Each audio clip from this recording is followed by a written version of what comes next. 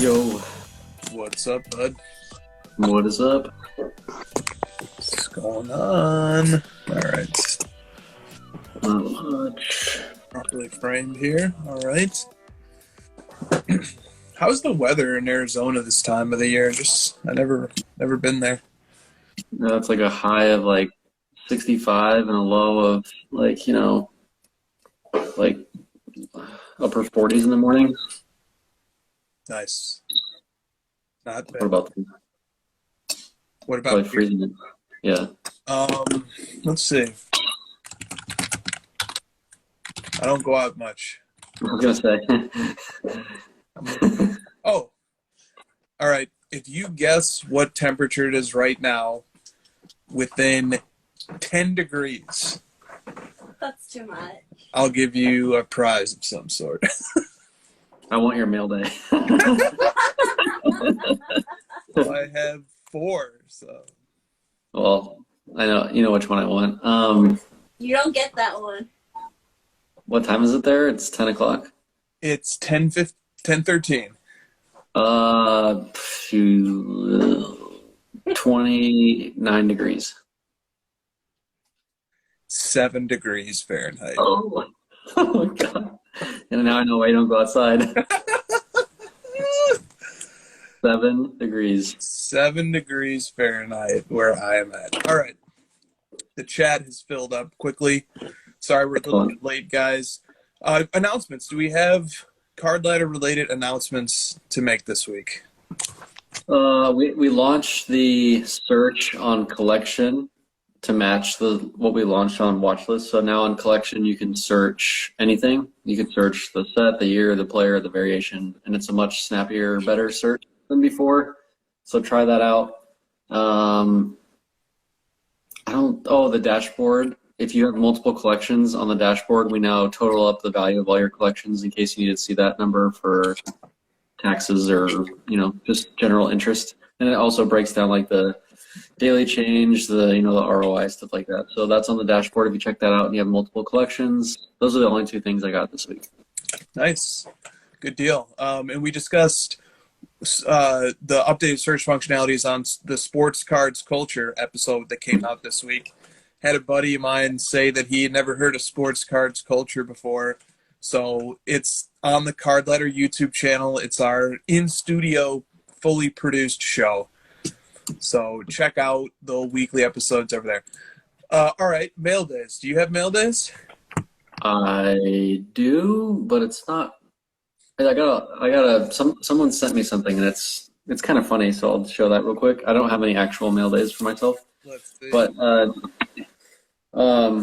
nonsense name cards. Ben, do you remember him? Yeah. So he sent me he sent me a letter. He says, Josh, a couple months ago you guys talked about collecting busts on the crossover. I've done this for years and it's a blast. Okay.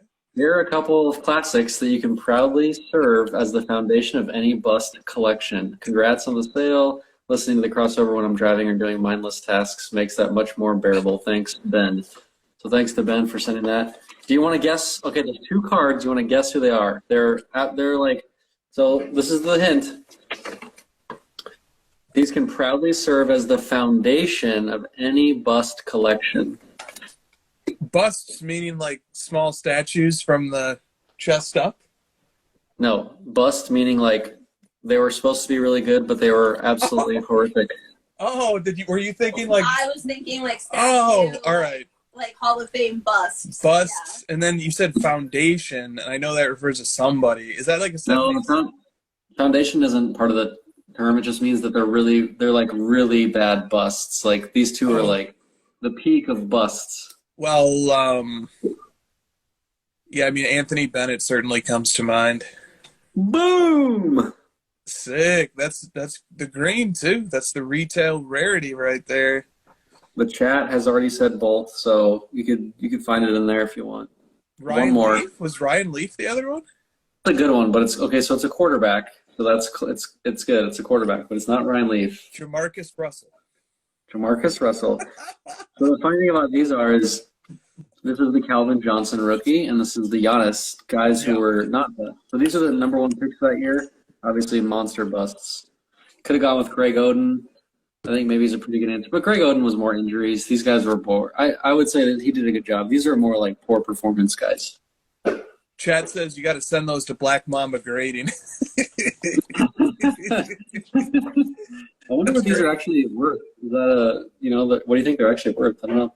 I can tell you that there was a very controversial Giannis sale of his green from that year, and like it's a jersey color match, but there was a Giannis that sold for around $44,000 confirmed paid of that Anthony Bennett card. So in a parallel universe somewhere where Anthony Bennett doesn't bust, that's a huge card. That's a monster card. And then Calvin Johnson's year. So what year is that? 08 or something? 2007. 07, and that's a black refractor. And what are those numbers? It's just regular. It's just a regular refractor. Oh, it's just regular. Okay. I'm looking it up in sales history. I'm pretty sure we don't have these. There's the white refractor. It really doesn't sell very often. Yeah. Oh, okay, let's see. It was $10 in 2019. So. So $1 million today. Yeah, I mean, honestly, like they're so bad that it's almost like they gotta have some value just because of how bad they were. It's like a meme. It's like the John Starks or like not the Mark Jackson. That's a little different, but it's just such a. It's like iconic in the reverse direction. I think you just came up with a new investment thesis there, because after all, in crypto, aren't the meme coins the best performing ones? Maybe meme cards can be the Doge or the Shiba of sports cards. All right, my mail days quickly. 3/15 of the way through completing this set. 18 Prism Luck of the Lottery Golds and BGS 9.5s, just because the first one we got was the Luka and it was in a BGS 9.5, so I'd like to keep the consistency. Bought this on eBay, 2020 Mosaic McCaffrey Black 1 of 1, and that pairs with this, which I already had, which was the Nebula 2020 Mosaic McCaffrey 1 of 1. And there was one more that I needed, and a friend sent me a gigantic box. I don't know if you can really see the size.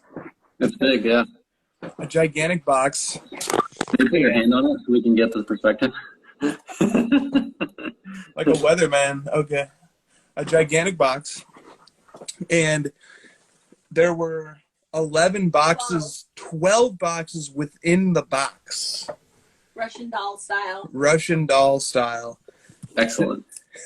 To ultimately get to this, which is the third McCaffrey Mosaic No Huddle Black 1 of 1. Fast break? Is that the fast break? Well, yeah, that's the football equivalent. Yeah. So the full McCaffrey 1 of 1 run from the first year of football Mosaic has been completed. You know how in like warehouses they'll have number of days since the last accident? You should have a number of days since you didn't get a 101 mail day. They would not be very many. And the last mail day. So on last week's crossover, there was a snafu, a debacle, where we were looking at cards on eBay, and you were looking at cards on eBay, and we found this 96 Flair Showcase Row 2 Jordan Legacy Collection, and Christina, saw us looking at it, and she went to try to buy it, but she got like an error screen. Mm-hmm. What was the grade on it? It was a PSA 8. So she went to buy it and tried it, and she got an error screen. Then I tried to buy it, and I got a screen that said this item is ended. Well, after the stream last week, we refreshed Christina's account, and she had actually won the card. Christina had actually won the card. She had an error of some sort, but yep, there's the purchase in the card letter sales history. And so the card arrived this Wow. So a happy ending to that story of misery and suffering. So it ended up being Christina's mistake? No, it's ours. Yeah. Yeah, I guess so. I don't know, but she ended up winning it. It was like a glitch or something, because I looked over at her screen and it said on the screen That the item's no longer available. that the item's no longer available. but we just refreshed her account afterwards, and it was in there, and we were Yeah. pretty. It wasn't available because you won it. Well, yeah, I don't know what was going on, but like it was when I was doing pendings, or that like obviously like that night, like, and I had to go to eBay for something, and I saw that like I had a notification, and it was like pay now, and I was like, what the fuck did I buy? And that's when I Hey. Yep. Well, that's awesome, man. Congrats.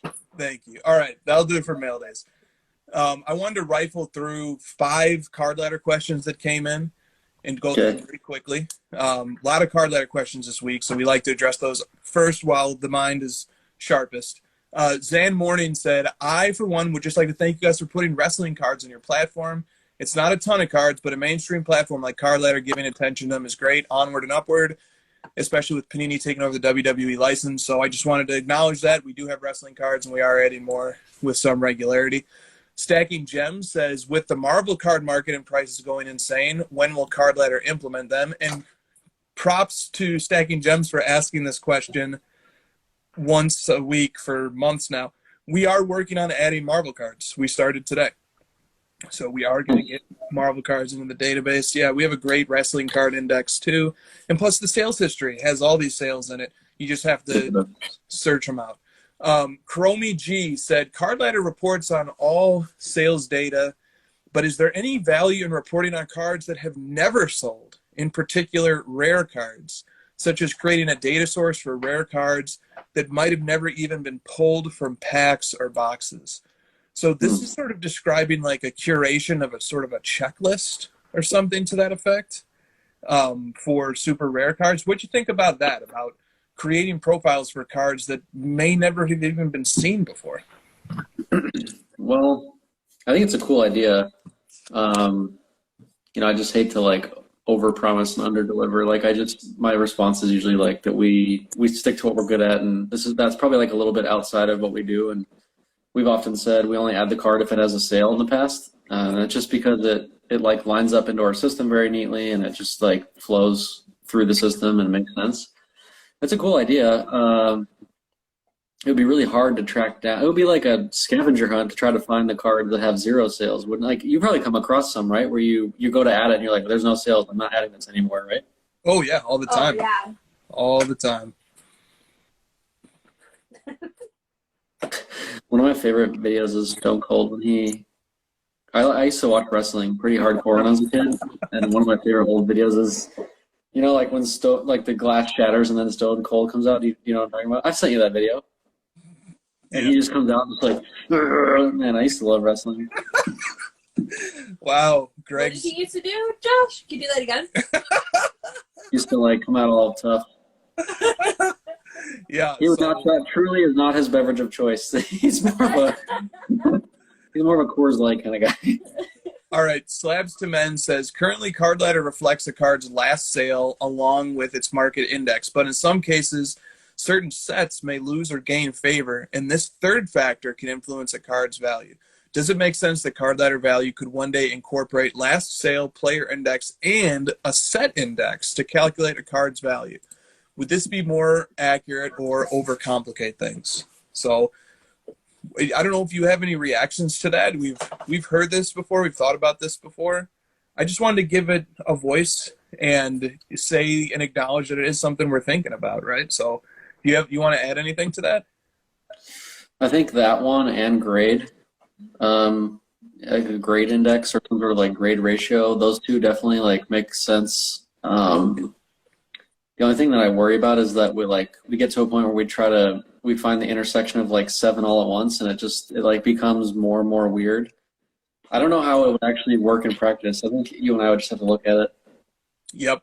It would require a lot of testing, and there's something to be said for keeping it simple, especially when simple is pretty good most of the time. Cardi C Sports Card says, how do you see Card Ladder being used to help buyers and sellers assess a vintage card, in particular the pricing or the market for a specific vintage card? Because there can be a wide range of realized prices for a vintage card despite the same grade, because there can be different centering, different color, different eye appeal. Distilling value into one number and then looking at sales history without pictures feels like we are missing a piece of the puzzle. So what do you want to – I have some thoughts. Do you have any thoughts you want to say to that? I was talking to Chris about this earlier, and I've not you, the Cardi C Chris, and I've actually heard this 2 times now in the last week. And usually when that happens, that means our members are onto something and usually get our wheels spinning. Right. So I appreciate the thought. We have a couple of ways where you can deal with that today. One is on a sale. Sorry, let me pull up. If you pick a card and you pull up the sales history. Oh, I know which one I want. I want the Bird Magic SGC8. That's the one I want to use right now. So the Bird Magic SGC8. If you actually toggle this little guy up here, we show you the sales history with the images, and we show them with the titles, which is very important. And not only that, we added, I don't know if anyone even noticed this or we said anything about it, but if the title has PWCCA, which distinguishes it as being higher quality vintage, we actually like mark it on the graph. So you can actually see like, oh, you see these little like rises on the graph right here, these little yellow dots. I mean, it's hard to see, but like we actually put like, hey, this is a PWCC top. So we're trying to like let you distinguish that when you're doing your research on the sales history. As far as like showing the value, one idea was brought to me of like showing a range. I don't know. That's kind of where I'll stop. Like the tech trying to help. What do you think from your perspective?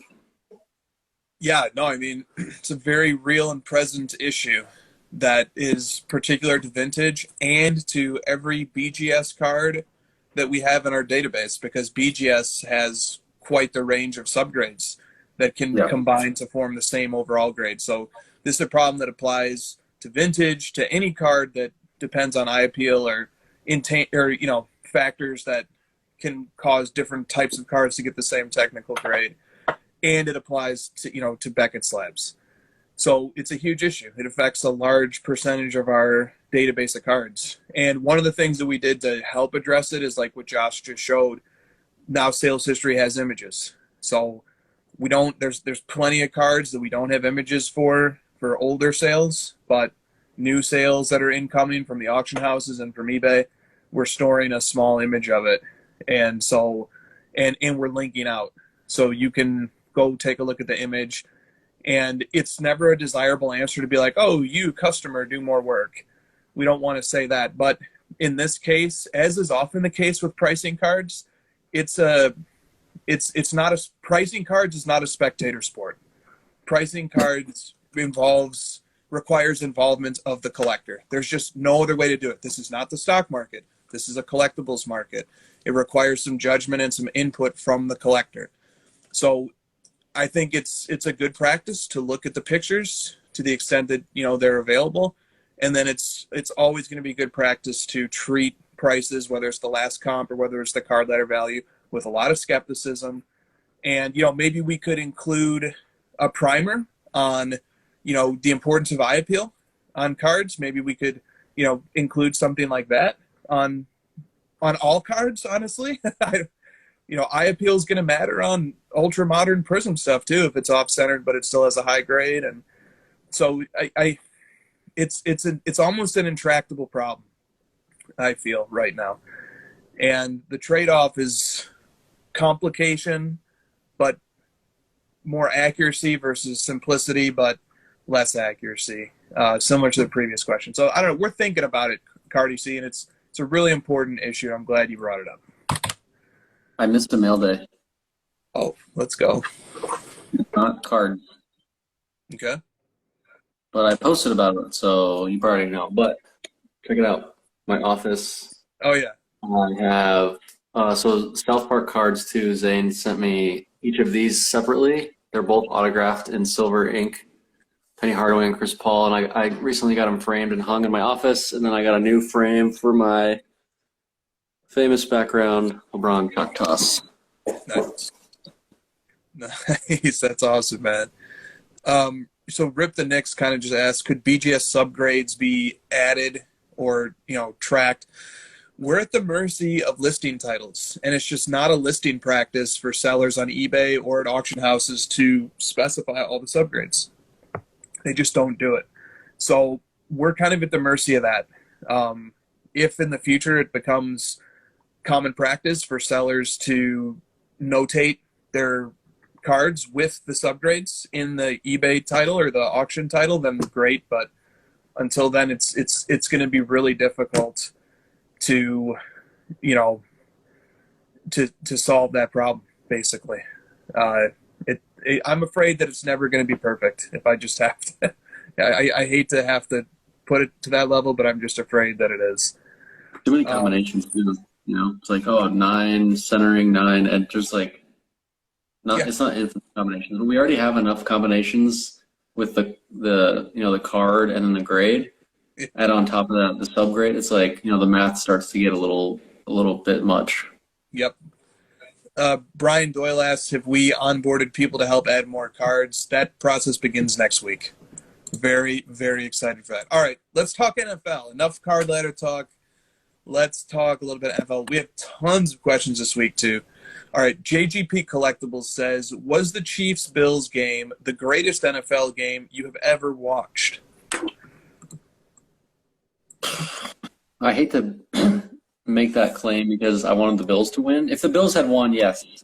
But I mean, if the Bills had won, it would have been less exciting because that last 13 seconds is kind of what put it over the edge for most people, I think. And then the overtime, and it's just like, it had everything. It was, I posted earlier in the day that Rams-Bucks game was maybe the best game I ever watched. And then started watching that Bills-Chiefs, and I was like, I think this game is saying hold my beer because this is ridiculous. Yeah. There was a lot of fanfare about that game, a lot of fanfare about all the games over the weekend, and they were amazing games, and that was the best game, and it was an incredible game. But I thought there was a better game this season. I thought the Chargers-Raiders game that ended Week 18 that might have been the best game I've ever watched. Herbert coming back, fourth down after fourth down after fourth down, just such a grueling drive, plus with the possibility lingering in the background that if they both just give in and let it tie, then they both get in. And then that little timeout that the Chargers coach calls, and then it leads to that rush and to the field goal, and just that was the best football drama I've probably ever watched. That was very dramatic. A lot of theater drama to that one. I mean, I thought the Rams game was still really entertaining because it was like the game was literally over if the Rams did one thing right and they did everything wrong. And it was just like so unbelievable to watch them just blow that lead. It was like, how is this happening? And then to like redeem themselves with the miraculous deep ball was just like, wow, that was a really good ending too. Totally. JGP Collectibles also says, did Tom Brady play his last game on Sunday? Nope. No? I thought he said a few times in the past that he wanted to play till he was 45. I don't know if that means stop right before he gets to 45 or he wants to be playing football when he's 45. So it's a little vague, but I feel like he wants to hit 45 and play. That's just like that number is just so insane to say out loud of like a 45-year-old quarterback. And like he led the NFL in passing yards. Chris, why would you? I've always been. You know how people are like, retire on top? I've never believed in that. I think it's better to actually go out knowing that you just can't do it anymore. Like, give it everything, every last drop you can squeeze out of your career. I think you're remembered in just as high as regard as if you go out with the Wizards or you go out, having a bad last season. I don't think there's anything to be ashamed of that. And he's not really near that yet. Honestly, like he led the NFL in passing yards. Let him do it again. I know. I hear that his latest statement was he wants to play till he's 50. I think he said that this season. I can play until I'm 50. He's saying, but here's the thing. That loss to the Rams was a game that throughout his career, Tom Brady has found a way to win. And I think it's crushing to end your season like that. And I just think you look, you're like, man, I'm going to do it all over again. I'm going to go through 18 weeks of a regular season just to like have this blitz and a Cooper Cup, love of the game route beat me. Like I think like the longer he takes to decide, the more likely it is that he will come back. But if he decides like in the moment right now, He might just be because he's like fed up and he's like, I just don't want to go through all that again. Well, this year, I live in Arizona and watching the Cardinals. Larry Fitzgerald never said a thing, ever. He never said he was going to retire. He wasn't going to retire. We just, never heard anything, and he just didn't play. So we just kind of took that as retirement. I don't think he'll do that, but I think Brady deserves, a farewell tour. But I don't know. The farewell tour also doesn't really seem like his style either, so I don't know. I could see him retiring. Yeah, I could see him retiring too. I hope he doesn't. But a lot of people in the chat too are saying that he's made statements that it's like a group decision now. It's up to the wife. It's up to the family. Yeah, he's throwing him under the bus. He's getting ready to blame it on them. I mean, dude, if she's gonna let him play this long, what's another year? He's 44. The guy's 7 years past a normal retirement. Peyton Manning was 38 or whatever, 39. It's geez, come on. Yeah. All right. I want him to stay. I want him to stay so I can keep rooting against him. I love rooting against that guy. It's fun. I mean, it's not fun because he keeps winning, but yeah, he's a good villain for the league. All right. Depending upon your point of view. Okay. Right. WTF Frankie podcast says, how about Championship Sunday and the loss of both number one seeds last week? The Bucks leaving Cooper Kupp wide open to get the Rams 49ers rubber match, and Mahomes reaping the benefits of an overtime rule that caused him to lose in his first AFC championship to Brady in 2019. Do you want to touch on any of that stuff? I was more shocked. I don't know if you have a question about the Packers. They're the one seed. I just could not see them losing that game, and they just Rodgers choked, man. I don't know. I hate to be the guy that has the hot takes or whatever, but he definitely is showing a pattern of choking in the playoffs. He just didn't do enough. They only scored 10 points. I know that the special teams let him down, but you've got to go win the game. You can't just wait for your special teams to it's just win it. Yep. Yeah. How many points did they end up having? 10? At home. I know it was cold or whatever, but Rodgers is that's their thing. That's what they do. Play in the cold. Just win. And they came out first drive and scored a touchdown, and then that was it. It's 3 points the rest of the game, and their kicker had a kick blocked, right? And then, technically, yes, if the special teams had played better, they would have won the game. But it just that feels like a lame cop out for Rodgers. And I'm a big Rodgers fan. I think he's great. Comes up short in the playoffs every year. All right, last questions here on football. 2 questions that go together. So my other page says, what teams do you want to see in the Super Bowl? Who do you want to see? And then Drake says, who are you picking to actually get there? So I think why don't you go first? You go first. Okay, yeah, sure. Who do I want to see? I want to see Bengals, and I want to see Rams. Bengals, Rams. And I love either one of those storylines. I think if Joey Boathouse wins, then now we're talking about one of the greatest Cinderella stories, from a guy getting his butt beat by the Bears in week 3 to then winning the Super Bowl. I think that's just a great Cinderella story for football. But if Matthew Stafford wins, that's an amazing career arc for him, and that's going to make Aaron Rodgers think, dang, Tom Brady went to the Bucs and won a Super Bowl. Matthew Stafford went to the Rams and won a Super Bowl. Maybe I need to go to a team and get my next Super Bowl. So right. I like the chain reaction that could happen there. Who are you actually picking? And then who am I actually picking? Well, the lines are Chiefs are 7-point favorites at home, and Rams are 3.5-point favorites at home. I think the Chiefs win handily. I don't even think it's close, unfortunately. I heard some statistics on the Ringers Gambling Show podcast that kind of painted a grim picture of how bad the Bengals defense actually is. And that their defense is 15th best in the league, and that those stats are being skewed by the fact that they played a bunch of backup quarterbacks in the second half of the season. In fact, They played you twice on 2 different teams. They played Josh Johnson twice for 2 different teams. So the Bengals defense, it seems really suspect. So I like the Chiefs winning by multiple. What are you saying? You saying I suck? I'm just saying, you're on the come up. That's it. You're on the. I just need more time. I need more time. I need more teams to join. And then Niners at Rams. I don't know how the Rams keep managing to lose to the Niners, but I got the Rams winning by multiple scores as well. Unfortunately, I don't think either of these games is going to be very interesting. I hope you're wrong, sir, because I'm looking forward to some more awesome games. I'm picking the same of who I want to win, Bengals, Rams. I'm picking the same thing. I think it's, I want to see the Bengals. You know what? Most people would think that I would just like root for like the old time, legends to win and stuff because of, me, not being a proponent of prospecting in sports. But I think the prospects actually succeeding is really important for the hobby. Yeah. And not only a new prospect like Burrow, breaking through and seeing this massive rise in value and his index going berserk, I think is good for the hobby. It shows that like you can take a bet on somebody and it can pay off and you can continue to be successful in the hobby. I think that's important to see that come to go all the way through.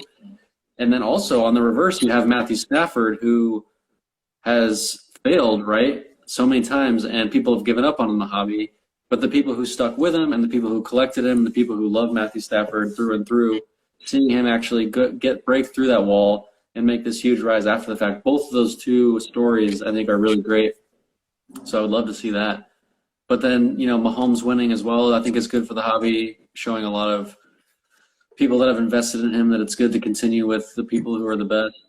Jimmy G is really the only one, to be honest. I don't want to like do any Jimmy G hate, but he's really the only story that I just don't like. He hasn't thrown a touchdown in the playoffs. Do you know that? He hasn't thrown a single touchdown pass in the playoffs. And Mahomes has thrown 8, I believe. Yep.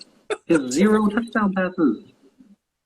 So there you go. The Niners are obviously a good team, well coached, but I feel like they're playing over their head a little bit, and the Rams are going to put an end to that. Yes. The Rams have looked really good against 2 good opponents through the first 2 weeks. They fumbled 4 times and they still won. Crazy. All right. Let's move on to some another category of questions that I call general. All right.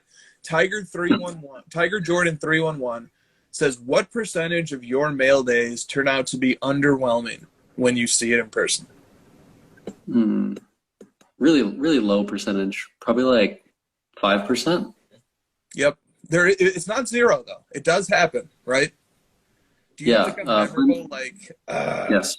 Yeah. Playmaker theater. Yeah, that's what I was going to say. I always use this example, and people who watch the show are like, you always say that, but Playmaker theater, I was like, yes, and I got it in hand. I was like, what? Yeah.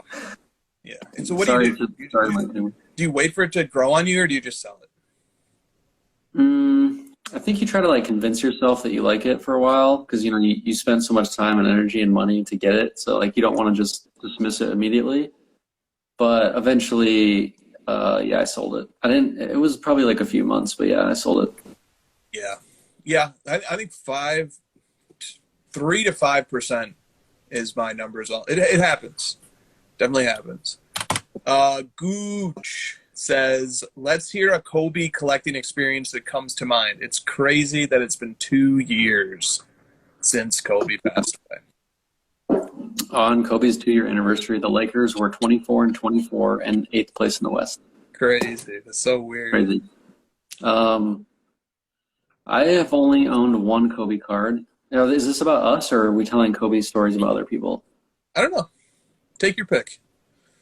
Well, I mean, I was never a big Kobe fan, but I watched his final game, and I thought that was just one of the most entertaining things I've ever seen, just watching him. And I know he shot the ball a million times, but it was just it just felt like such a great way to go out for him. It was just his style, the way he wanted to do it. And I've owned the 97, 98 Rubies Kobe, which is a really cool card. I don't know. I don't really know. When I think of Kobe, I think of collectors. He just has the most, people that I can directly correlate with collecting him of almost any player, except for probably Jordan. There's just so many people that collect him, so he just had a really, big piece of the hobby. So. Yeah. Yep, I agree. Here's my Kobe collecting story. I once acquired this card in a trade. This is the 1999 Century Legends Kobe number 200. And it was such a neat looking card. It was such a really aesthetically nice looking card that it inspired me to collect the entire Michael Jordan subset from 1999 Century Legends Upper Deck, the parallel number 200. So that's my little Kobe collecting story, is Cool. because he had such a cool looking card in that product that actually started a whole little pocket of my PC. So RIP Kobe. All right, Green Eye Sports 24 says, what was your biggest hobby related all-time biggest loss, or L? I feel like we get asked this quite a bit. People want to hear how bad we've done. I think we need to make one of those stupid videos where it's like, what are my 5 biggest mistakes? Smash that like button. What's up, I just, Drew? what the fuck is up, YouTube? I don't know. I guess I just like lose confidence in someone when all they're doing is telling me how much they fuss. I actually went pretty hard on Brandon Ingram right when LeBron signed with the Lakers, because I just thought, like, man, LeBron's gonna like make this guy amazing, and as we know, LeBron makes all of his teammates just absolutely terrible. So that was a mistake.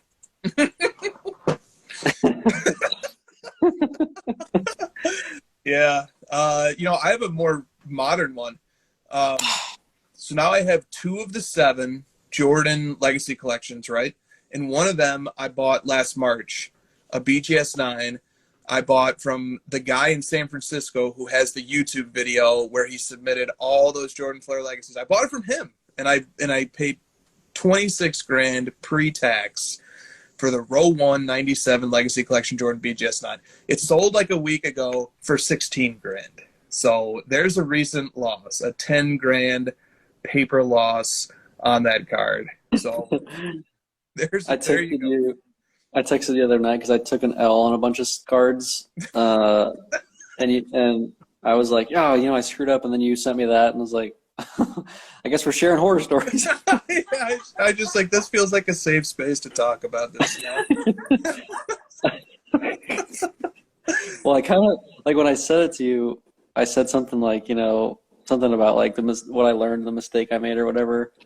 And you kind of implied like, oh, you never make a mistake when you're a collector. Like, look at me. I bought this collector card and I got crushed and I don't care. And I'm like, well, you care a little bit. Oh, yeah. You definitely care. Without a doubt. Andrew says, thanks for listening, guys. Cage, you guys did a nice interview with Peter today, buddy. I enjoyed it. All right. Sports Card Poppy says, if the value of cards were to go way down, would the hobby get more or less toxic? Tell them what I sent you. You said more money, more problems. That's right. That is right, sir. I would think it would be far less toxic. Yeah. I think the toxicity is a byproduct of the money for the most part. That's usually how it works. Counterpoints. Blowout was incredibly toxic before this big run-up. But you started to notice the toxicity when the run-up started in 2016, 2017. That's when it was like, it started to ramp up. I think the correlation was that was when it, maybe I'm wrong, but I get your point. Nah, you're right. You're right. I mean, I've only been browsing Blowout since 2016, so. But now you don't even go on Blowout because you can get your toxicity from so many other places. The toxicity will find you. Just sit back and relax. I don't know. Maybe I could see an argument for either way. My very initial reaction was like, oh, the toxicity would go up because people are losing money, right? Like, it's like, oh, people are mad and they start making but I don't know. I've seen what happens to NFT people. They just get quiet when the prices go down. People just stop talking. That's the result usually. That's good. All right. And KPB Card says, if you could not check comps at a card show for a whole weekend, would it be easier or harder to do deals at the show? And honestly, wait, is it you or everyone? Everyone. No one. If it's everyone, everyone, easier. That's like where the deals break down, because like everyone's afraid to say a number because they don't want to like look at the comp and see a different number kind of thing. And okay, I agree with that. Now what if it is the other way? What if it's only you? Only you can't look at comps, but everybody else knows can see comps. I mean, if it's just me, I'm not getting any deals done. I'm just walking around like, no way, I'm not touching anything. I have no idea what's happening. Go off your gut and go home and find out you took a monster loss. Yeah. There's a question. I'm going to see if I can find it really quick. Oh, yeah. Okay. So that kind of reminds me of this, like the idea of walking around at shows and doing nothing. So this question came in from Super Collecting. He said, while you're consolidating and only pursuing grails, what do you do for fun at card shows? Do you ever invent reasons to look through dime boxes? It's definitely not crazy, and I'm doing fine. I love that, man. That's such a great question. Yeah. I mean, he's giving me ideas or he or she who's giving me ideas. Because, yeah, like, do you ever feel like that where, like, yours is pretty similar to mine where we kind of have, like, our niches in the hobby, and it's like we collect a very specific type of thing. It's super rare usually, and generally card shows just aren't going to have exactly what you're looking for. So it's like, what do? You don't want to go and not buy anything. You want to, buy something in the moment, but you don't want to just do it just because. So maybe you just look through dollar boxes. That's a pretty good idea. Oh, yeah. You can never go along looking through dollar boxes. Toy King Dom Sales says, what inning is toxicity in? Yeah, and I feel like it's 7 or 8 or whatever. We're at late innings. We're at the 7th inning stretch of toxicity. The closer is warming his arms up. Right, he's like loosening his shoulder. All right, Flawless. Flawless is a big event in the hobby right now. I actually think like there's so much excitement about Flawless being the first truly premium basketball product to release in months next to Immaculate. And plus it being like a really cool product and having $1 million cards in there, that I think like Flawless is about to get its due. And I have no Flawless cards. I have no skin in that game. In fact, I don't love the Flawless theorizing. I think it's overdone. But Flawless seems so much energy around it. So we had a bunch of questions about the new basketball Flawless product that came out last week. NBA Stars wants to know, are you guys fans of Flawless cards? Let's start with that. I really want to lean into the me saying what I think more, and like giving my opinion and my hot take thing. Like I did that this week with the LeBron versus Curry, and I'm just I don't really care anymore. I might as well just say it. So in the spirit of that, I hate it. Let's go. I just don't like it. I don't know. I'm a curmudgeon. I don't like it. It's really bad, I think. And then I saw Nat posting that he's opening it. I'm like, Nat, come on, man. Seriously? You're opening that too? Oh, no, we're going to talk in a little bit about a different high-profile rip that happened to that product. But you're not. So I'm done. Are you not a fan of Flawless cards? Which year? They all look the same. I could just pick a year and. All right. Well, here. This I actually now I remember I did this. So here's some of this year's. Okay. Here's some of this year's. So like got some LaMelos going on. A Luka, LaMelo. Who's that? Jokic. Excuse me. Another Luka, LaMelo. Some people like this one. I hate Luka's autograph. It's so juvenile. Who is this? Anthony Edwards. Oh, this is a cool one. What is this? Platinum one. Why are the backgrounds always white? Has anyone ever figured that out? Like it's just all, like Flawless, Immaculate, National Treasures. They're all just white. Maybe I'm just an idiot. I don't know. Maybe I'm missing something. I like this one. I thought this looked really sharp. This is the Jokic. This is a gold out of 10. I'm not sure what card this is. It's obviously a horizontal card, but I just thought it looked really sharp. I like that card. But look how high it is already. Like, I'm already just like, no, man, not doing that. So, yeah, so I don't know. There's a little sampling of what it looks like. I'm buying the hype. I like the hype for this product. I'm excited for it. I haven't felt this energy in the hobby surrounding a product since 1-in-1 came out, probably. But, 1-in-1 is not a super high-end product like this is. This is that super high-end energy that is really fun to vicariously live through. Yeah, it's like going to a spring training game. I like to go. I like to sit, enjoy my beer. I just don't particularly like the sport. I would never play Fair it. enough. Fair enough. All right. And I'm not going to go to and I'm not going to pay for regular season tickets, just the spring training. Everything 323 says, are you ripping any personal boxes or cases of Flawless? do we even need to ask Josh that question? Christina, do you want to open any Flawless? And Christina gives the, all right. I do. How much are the boxes? do. What? How much are the boxes? 10 grand about? And a case is 20. What? Yeah. 10 grand? How much did you pay for that Flair showcase there, guy? less, a little bit less than 10 grand. Well, we added shipping. Yeah, you add shipping and taxes, it's more, but you have to add that to the Flawless box too. Okay. So $1,000. How many is that? Like 4 cards? No, there's about 10 and then 2 encased cards, I think. Yeah. Lori Collector says $25K a case or $12K a box. So, all right, well. Are you going up? Price going up. All right, Rip and List. 2 boxes. Rip and List says, are you shredding? Yeah. Are you shredding? Would you rather open 7 boxes of 2020-21 Prism or 1 box of 2020-21 Flawless? Maybe that's the question's best aimed at Christina. 7 Prism basketball boxes or 1 Flawless box? 7 Prism basketball. Christina says Hobby, 7. Right? Yes, hobby. Yeah. Yeah, so, all right. Josh, do you want to weigh in? I mean, Prism, just because it's more things to open. Yeah.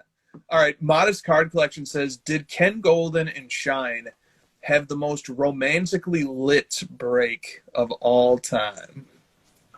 Yes. Yes, you didn't even watch it. I did. I saw you watching it. I was watching it carefully. Well, Then what's your answer? you were a voyeur on their date night. I was a voyeur. And yes, the answer is yes. After some deliberation. And shout out to Ken for the card ladder plug. Did you happen to hear it? I heard that he said my name on it, too. Oh, yeah. Well, he did. So one thing at a time. He said, buy the most expensive subscription to Card Ladder right now. Go on the site, get the most expensive subscription to Card Ladder. So thank you, Ken. And great news for anybody who went to the site off of that recommendation. They would have discovered that it's only $15. Only $15 a month. The most expensive. Or a year. Or you could get it for a year. But the most Just expensive cheaper.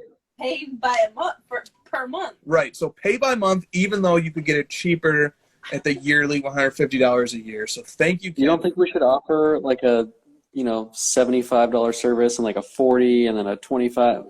Does that not jive with our stuff? I don't think it does. No, I'm good on that front. Like, thanks. Go back.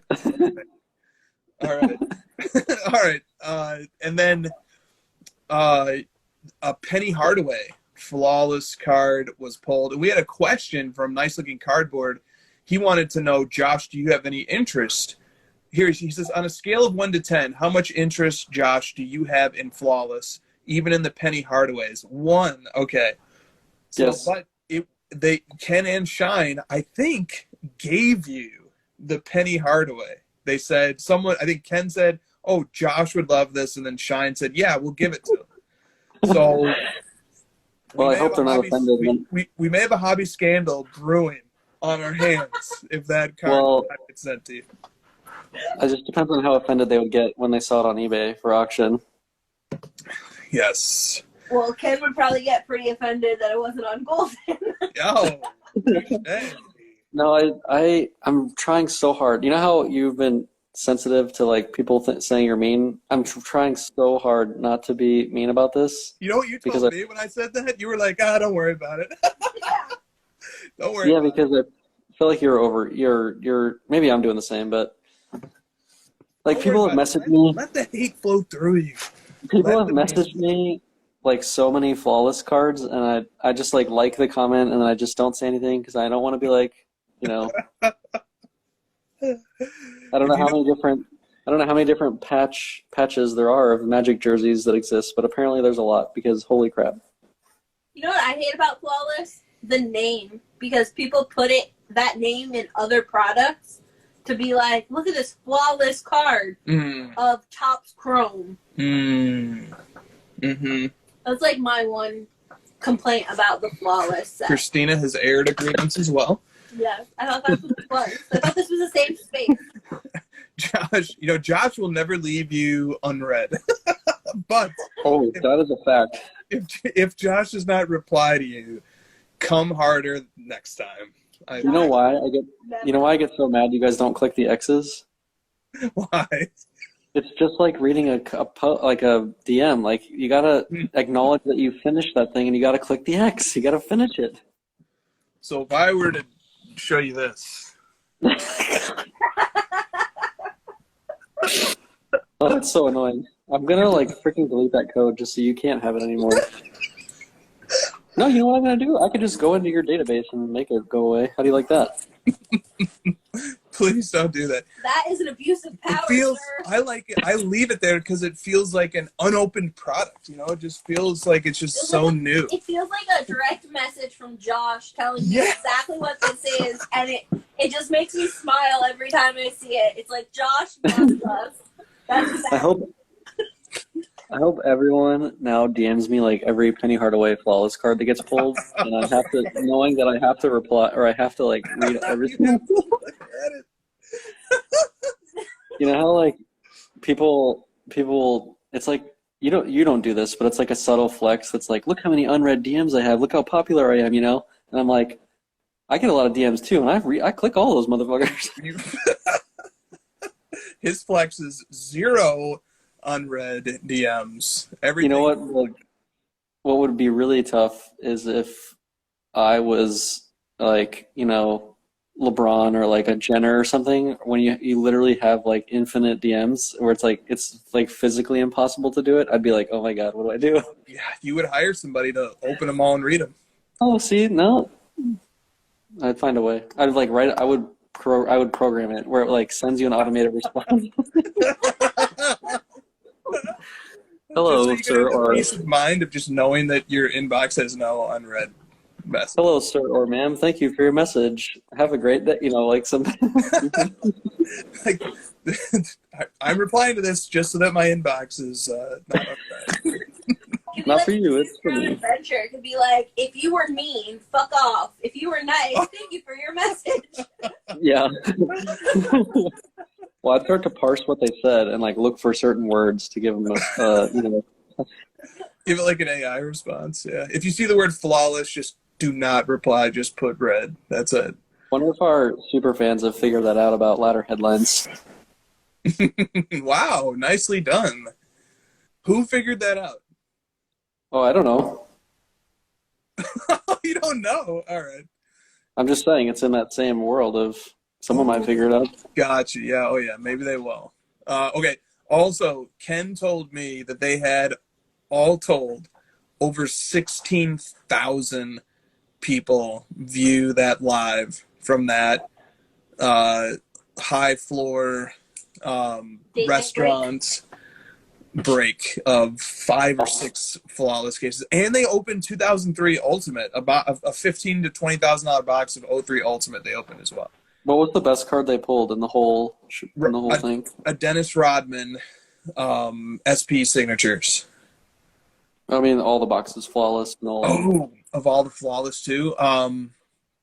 They pulled a LaMelo base gold out of 10. They pulled an Anthony Edwards true RPA out of 25. They've pulled several Anthony Edwards. They had some good stuff. They pulled some good cards, honestly. It could have been a lot worse. Could have been way, way worse. I think they probably broke even at least. A Luka out of 3 auto. Yeah. Nice. Yeah. But think about it. Over 16,000 people stopped by to watch that. It did kind of feel like the whole hobby was watching that last night. It was just crazy. Everyone was in there. It was awesome. That's still the most popular content is ripping high-end wax. It's still by far the most popular content. I mean, you and I can say the most outrageous stuff ever. We're not going to get as much as if we opened, 96 Topps Chrome box or, something like that. Yeah, Kaushik said there's no chance they broke even. They lost over 50%. Perimeter says lost way more than 50%. Like, okay, so they opened 5 cases, which is 100 to 120 grand. But like the Luka equivalent to that LaMelo flawless out of 25, like I was looking on Card Ladder to try and like figure out what it was worth. And, like the Luka has sold for 6 figures, like that Luka out of 25 alone. So I don't know. 6 cases, 25 grand a piece. So 125 or what 150 grand. Okay, yeah, maybe they did lose money. You were like, they made their money back easily, and then now you're like, they lost money. 50% is probably, I don't know, who knows. Isn't that how that works though? Like, don't you like usually lose except when you get like the big monster hit, and then you kind of, make up for the last 5 boxes or whatever? Yeah, but like, shouldn't an Anthony Edwards like RPA at 25 be like the monster hit that can carry a few cases? Like, I don't know. But Shine said he has 16 more cases to open yet still. So, My gosh. I mean, there hasn't been, I'm going to sound like an idiot probably, but there hasn't been that much product coming out recently, right? So I think there's probably just like a really big itch that needs to be scratched by the entire hobby all at once here. Yeah, I 100% agree with that. And even like people, those of us who aren't opening it, we are going on streams and like watching it be opened and loving it. I mean, that's a... Go ahead. No, I mean, just getting to watch other people open it, it's almost as exciting, right? So it makes sense to me. Yeah, it's much less stressful. It reminds me of the Luka chase in 2018 where everyone was watching people open like as much product as possible, all the breakers on YouTube, just to like see who was going to hit Luka cards. Yeah. Watching people rip high and wax equals watching people light money on fire. Yeah, I mean, you watch to see, like, are they going to get crushed? And, some people like to watch, car accidents and train wrecks. But you also watch for the chance of them pulling something really sweet and knowing that, like, anyone can, gamble and hit something big, too. I think there's both sides of it. Yeah. Green Eye Sports 24 wants to know, is $10,000 plus a fair market value for a box of 2020 Flawless? Like, does that price even make sense? Oh, I mean, I don't know. I mean, it's sold out, so like, I think supply and demand kind of answer that question for me.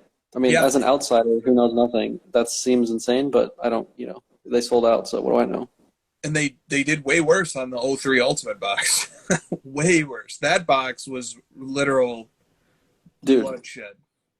I know we love 90s stuff. You get fucking crushed on 90s boxes. You get absolutely decimated. You pull a bunch of, because, like 97 metal, for example, it's basically pricing in the fact you might get an MJ PMG green. But guess what? You're getting a fuck ton of base cards. Yeah, you're in like at the end of it, you're just happy if you like get a Dennis Rodman autograph that's worth like $1 or $2 grand. You're just like thrilled that that's the hit out of a 15 to 20K box, or like on like 97 metal. Like if you get like a common PMG red, you're like jumping for joy out of a 15 grand or however much those boxes go for, and like you barely made back 5% of your money. Like right. If you hit a red, you lose money. Penny Hardaway red sells for less than 15K. Yeah. And he's like the 5th best player in the set. Yeah, exactly. All right. Last question related to this topic. Powell Card says, how does the manufacturing delay of this season's basketball affect the market, and how do they fix it? So I think I just wanted to throw this question in here because like this is how it affects it. Like we were starved. There was pent up demand for this type of product. And like, that's how Panini was able to get away with charging the incredible prices that they charged and the markups that the distributors are making and so on and so forth. So I think that's one consequence of it. And then how do you fix it? Like, it's not a problem that you just can like, oh, well, maybe if we do this, like it's a supply chain problem. It's a consequence of the pandemic and everything's just super delayed. And I just, the only way you fix it is just time has to roll by and manufacturing facilities have to get caught up. Remember when you asked the poll question, like, is it more impressive that the hobby 10x, or I forget the number, or that it's maintained last year. Yeah. I keep thinking about that question because the answer to me initially was like the 40x, or I think it was 20x. I don't remember the number, but I don't know. The other one just keeps creeping in my mind the more that we see stuff like this of like, dude, the rest of the stock market, crypto, like inflation, the government, Fed, all this stuff is just getting clobbered, and cards just like, I know the base stuff is going down, but cards just seem to like be as popular as ever, if not more. Like the fact that it's just maintaining kind of just tells me something crazy that like, and this whole like flawless rush, people really like cards. And I think it's more than just the cards, right? It's all of these pieces to it, like the community that's sort of built up over these last couple of years to support it, the excitement over the auctions, the excitement. There's just so much going on, man. It's just like it's an everyday thing. Totally. Well said. I agree. You don't have to look very far to find a lot of passion for this hobby, even in adverse circumstances. Dude, there's like the weirdest stuff sells for a ton of money. It's just like people, people like all this stuff. There's a lot of people in it, and I don't think we can ever put our arms around just how popular and how many people are involved in it. We just don't know. I agree. I agree. I see Carvin in the chat. He says 97, 98 Metal Universe was $60 suggested retail price for a box back then, $60. And shout out to Carvin for being the closing act on the Ken and Shine video. He brought it home with his boyish good looks and his knowledge of the product. So Nice. Carvin keeps the youthful handsomeness flowing. All right. When people ask us about like the prices and the the ROI in the box, I was like, Carvin, help us here in the chat, please. There he is. I know. There he is. All right. Mike Pinkerton 50 says, is the hobby good for marriages? Over here after you say that. Lamim, can you get Lamim's latest post? That one is that's going to answer the question for you. Oh no! All right, hold on. I would say that like with the hobby exploding in value the last couple of years, I think a lot of wives are not too sad about that. Yeah, true. All right, so this says, my girl who just finished a 12-hour shift, me showing her Zeke Najee napkin RPA, I pulled in a flawless break with her money. Does that answer your question? Oh boy. Yeah, I asked one of my cronies what he thought about that question, and he said, I don't know, have many people in the hobby gotten married to each other? So I guess there's a couple different ways you could take that particular question. Oh, is that what he's saying? No. I think he's saying, like, is the hobby good or bad for men or women whose significant other is not in the hobby? Oh, okay. Is it good or bad for those marriages that, like, one partner in the marriage is Well, we can't answer that involved in the question, hobby? so Josh is. Yeah, all right. Josh just answered. Well, He made us look at a meme to answer it. Well, I mean, that was a joke. Like my real answer was before that. Like my wife was like, "Yeah, it's fun. You have your little hobby. It's it's cute. You're doing your thing. Haha, look at you. You're so brave or whatever." And then like over time, I'd be like, "Hey, remember that card that I bought? Yeah, one of them just sold at auction for like X." And she's like, "Wait, what did you just say?" I was like, "Yeah, remember I bought one for less than that?" And she's like, "Yeah. Wait, are cards like expensive now?" And it's like, "Oh, now all of a sudden you care." And my wife is like not at all into like things or money, or like she spends so little money that it's insane. That's part of the reason I like her so much. But yeah, I mean, eventually the wives are like, "Whoa, how much money are we talking about here? That's pretty sweet, Right. Yes. And then did she say, so when are you going to sell it? And then you were like, back up, lady? Okay, all right. Don't answer that. Dorman Stash says, are there any updates from PSA regarding the Marks cards fraud and return of possessions? There have been no updates this week to my knowledge, but I'm sure that just means that PSA is continuing to resolve it expeditiously in the background. So just have faith that PSA is going to solve this problem, because that's what I have. And, I don't think they'll leave us in the dark for too long. Okay. Mikey the Breaker says, how much is too much to overpay for your top grail that has not surfaced in 3 years? Oof. um,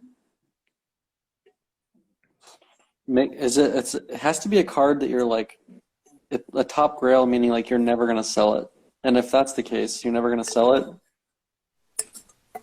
100% over market, double. I mean, it hasn't sold in 3 years, so how do you even know what market is? That can be tough. Let's assume that like he has a price that he feels is like a fair market or close, and I would say double it. Okay. But if you're like, if it's a card that you're like, yeah, it's my top. If it's his top grail, I mean, come on, top grail means you ain't selling that thing. Get it? Yeah. No, look, I'm going through this right now. I've been trying to get a card for a long time at my top McCaffrey grail, and I put out a ridiculous bounty, and still nothing. All right, Hawks and Habs PC. Oh, eBay. Okay, big eBay question. I was gonna make a funny joke about your Jordan, but I was like, let him get to that question. I thought you were gonna do that question earlier, but I like your style of pushing this stupid thing to the back. I was gonna be like, oh, so you made the cutoff on the because you got it so quickly. I just assumed you beat the cutoff of having to send it to somewhere else and then wait. I did. It did not need to get authenticity checked out. Okay, so Hawks and Habs PC says, do you have any thoughts? I'm going to read all the questions that are relating to eBay because there's just 2. And then we'll just pick out and kind of talk about eBay related stuff that's interesting to us. So Hawks and Habs PC says, what are your thoughts on the new eBay authentication process? It seems like this could cause a backlog at CSG. I think if they are leaning this way, they should also offer grading. And then Mitten States Collector says the FAQ says that this does not cover patch or autograph cards, which is true. And it does not specify what alterations, if any, the authentication process guarantees against. Feels almost inevitable that someone will get an eBay authenticated card sent to PSA or BGS for grading, and they will have it returned as either altered or fake, setting up a huge mess. So, okay. Boom. What do you think? What do you want to talk about here with respect to eBay? And basically, like, just to paint the picture, eBay made a big announcement this week, and they said basically, professional authenticators, your card is authenticated by third-party pros. Authentication is now available only for ungraded cards at $750 plus, and not for patch cards and not for autograph cards. So the only category of cards, this card would not make it. All right, this card would not make it. It would have to be raw, and it has to be $750 or more. And then verified returns. If you allow returns and a buyer wishes to return a card, it will be re-inspected by the authenticators. If you do not accept returns, that sale is final. So that's pretty crucial. No cost to you. eBay covers all the costs. All right. Let her rip.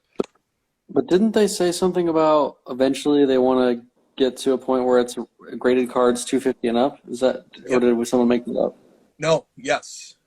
And I think I have to imagine that the reason why they're starting at 750 and up and only doing raw, non-auto, non-memorabilia cards is just so that they can test the waters, see what the, how labor intensive this is, because the last thing eBay could want to do is create a backlog of purchased items.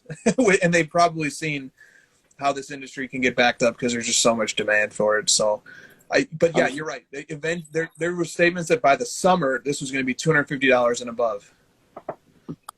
Yeah, my reaction is like, was this a problem before?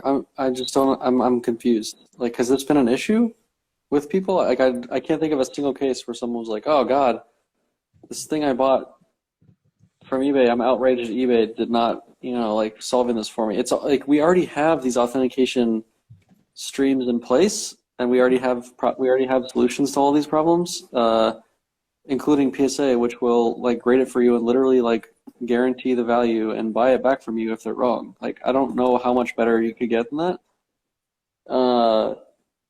And it brings into question, like, so if you're buying let's say we fast forward and to when the full thing is implemented, and you buy a PSA graded card, it goes to CSG and they're going to authenticate the authenticated card. This problem makes sense for shoes because they didn't have like a grading system in place. They didn't have they didn't have grading shoes. So like someone had to step in and do this. So StockX filled the gap, and then eBay started doing the same thing to compete. But here we already have like all these different things solved. So I just like it's not really apples to apples. It seems like they're trying to boost the eBay market, knowing that it worked for them with shoes, and they're like, oh, let's just do that again with cards. It'll help us.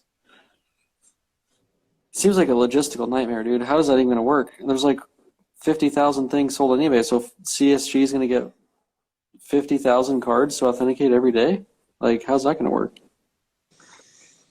Yep, all good points. Go ahead. I'm concerned because you read before that it said that if the seller doesn't accept returns, then it's final. If CSG says that it's real, but then if you go to PSA or BGS, an actual like top authenticator in this space, and they just come back and they say, no, this isn't real. This is a good reprint, but no, this is fake. What's your recourse? Well, then I suppose you would have to act against eBay as the authenticator of the item. I mean, my take is this. Make no mistake about it. eBay is getting into the grading game. And authentication is the most important part of grading.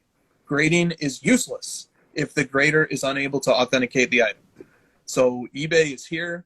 They are getting involved in that business, and they are seeking to serve the customer on an end-to-end basis, from raw card to authentication to placing it with the buyer. And there's been a land grab in the hobby over the last 2 years to acquire market share in the grading world. We've seen dozens of grading companies pop up. They continue to pop up. I think not only is it obviously a lucrative space to be in, but there's just something that people like about owning a grading company. People just like it. They just act like entrepreneurs and investors really enjoy the idea of owning a grading company. Perhaps not knowing how much work goes into it, because you need to have checklists and you need to have researchers and you need to do the authentication and you need to build databases, and it's really hard. It's a really, really hard thing to do. So eBay is sort of bogarting its way into the authentication game. They're saying you are going to have your items authenticated by CSG, which is eBay's third-party authenticator. And the only thing that's weird that I can't quite put my finger on is eBay's not charging you anything for it. So that's the puzzle piece that doesn't quite fit for me. But They must have like a lot of returns, or they must have to eat costs a lot. That they're saying like, yeah, no, we can figure out the economics of it. Like, yeah, it probably does make dollars and cents. Don't act like you're not. Don't act like you're surprised. I am still surprised that they wouldn't charge you for a seemingly valuable service. Well, they're making it mandatory. They can't charge you now if they're saying it's mandatory. They need you to get like used to this, and then when eBay fees rise by $10 or 10%, you're not surprised when it's for this service. Publius and then someone else in the chat said, oh, why don't they solve the problem that we have been complaining about from them for years, which is like shill bidding? We are giving you a problem, eBay. Solve shill bidding. Figure that out. Stop letting that happen. Instead, we're getting, this like, hey, look over here kind of thing of like, we're going to do something different. It's like, I wish each company would just focus on what they're good at and what they do and make that perfect before trying to solve the next problem that nobody's asked for. That's my take. Frustrating. Yep. And like, dude, I can authenticate stuff probably better than like whatever they're gonna like. I just, I'm not gonna. Why would I want to wait 2 extra weeks for something to ship when I already know it's real because I've done my homework on it? Yeah. You're punishing. You're like it's like a lowest common denominator thing. You're punishing me because most people don't know what they're looking at on eBay and they're just buying stuff randomly and like hoping it's real. Which I know most people aren't doing that, but like some people are. It's just the lowest common denominator. It's just like, yeah. And if we all can make a plea for something that eBay might do, I will ask if eBay would directly publish its best offer accepted and private offer accepted prices on sold and completed listings. That's my request, please, eBay. If you would do that, I would sing your praises for 2 hours straight the next crossover. So there's a real and present need for transparency in market pricing. If instead of having to go to 130 points or card letter sales history, if you could just go right to the sold and completed listings and see the true price accepted. Do you feel like you and I and like our brand and our audience and this show, do you feel like we're a good representation of the hobby, or are we just a couple of jerk-offs who just like say random shit on a Friday night? Definitely a couple of jerk-offs saying random shit on a Friday night. But luckily, the hobby's full of jerk-offs, so you guys are representation. Oh, trick question. Both. We're both. No, I don't. I know you're joking, but I just feel like this is the hobby, this show, like us, people, collectors, random people on the show, people, our audience, like you and I, we're just random guys that talk about the hobby every day because we love it so much. But we are a representation of what it is. And we're not asking for this. Are you listening to the hobby? Are you listening to the people who pay money for this stuff? Just listen. Just go on these shows, go on the forums, go on YouTube, and hear what the problems are and solve those problems. Every feature that we build for Card Ladder is what people complain at me about. Because these are what they want. These are what the collectors. There's my rant for the week, man. Just listen to what the hobby wants. Nobody wants a freaking end-to-end solution. Like, we're all stuck in our ways of like, I like my grades this way, I like buying from this source, I like collecting this certain thing. I don't really want someone else telling me how to do it. It's not brutal. It's my way. It's the way that I've always done it. Yep. No doubt. No doubt. So start to list, like, watch these shows. You don't have to watch our show. Watch whatever you want. Go watch Sports Card Nonsense. Go watch Wax Museum Podcast. They're out there. Like, they're telling you what they want all the time. All of us. It's honestly like an obnoxious amount of people complaining about what they want. Just like, listen. Yeah, I agree, dude. I agree. All right. Do we want to say anything else about eBay? Their new policy here? Amen to that. We wouldn't need Card Ladder if it was perfect. So Carbon's like, be grateful. Be grateful it is this way. All right. YTMN Card says, I dare you not to discuss any Cards and Candy 911 questions. I dare you. And so my next question is from Cards and Candy. Cards and Candy. You were really bad at Truth or Dare, weren't you? It's really, really bad. Cards and Candy 911 says, at the end of the year, which backlog will be bigger, PSA or eBay's CSG authentication? Right to form, Cards and Candy with a legendary question. Great job. Great job, Cards and Candy. I mean, okay, well, let's do the math. 50,000 eBay sales per day is a lot more than. What did you say PSA peaked at, though? What do you mean, like where their backlog? Submissions per day. There's no way that they're getting 50,000 a day at this point, right? No, but they could though when they open back up again, right? Like to the public at large, they could. I mean, it's a lot of people sub to PSA. Like, we were there, dude. There's way more stuff there than I ever thought I would. Like, we go there and thinking like, yeah, I know how many they're going to be. I know what I'm going to see. Like, it's going to be a lot. And we got there and we're like, what the fuck? A lot of cards, man. Okay. The only thing going through my mind is like, who are all these people grading all these? Where are all these people coming from? There's so many people in the hobby that I don't know about. Yeah, I know. But the way PSA has been scaling, and there's a good chance that backlog is going to be taken care of soon, very soon. And there was like tons of people, at all steps of the process, tons of automation they were adding. Like remember the scanners and stuff? There's just so much cool stuff that was like, wow, that would cut so much time per card. And you're right. I think they are going to, I'm pretty confident PSA is going to they're already putting giant dents in it. Like, they're going to get through that. Yeah, I agree. I think they are. It's sooner than we think, too. All right, Bear Down Boiler Up says, I saw a post that MySlabs is considering a raw card marketplace, or they already implemented it. I think they already implemented it, or they made an announcement to the effect that it's coming. So could a 1% fee raw marketplace cause a dramatic shift in the hobby away from eBay is the question. Wow. Away from eBay, that's tough, dude. I mean, eBay is just like, eBay is so massive that, I don't know about that, but it'll definitely make a move. It's a thing. It'll move some stuff around. That's for sure.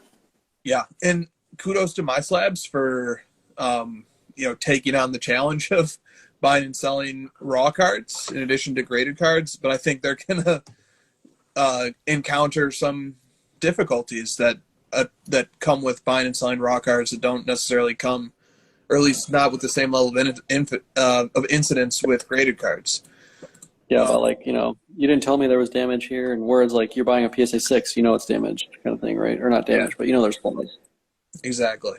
Bretsky 6 says, is 1999 considered playing days cards for Michael Jordan? There are cool moment cards, and there are Michael Jordan cards that have his complete statistics from his Bulls seasons, which makes sense. But 98-99 has that too, I believe.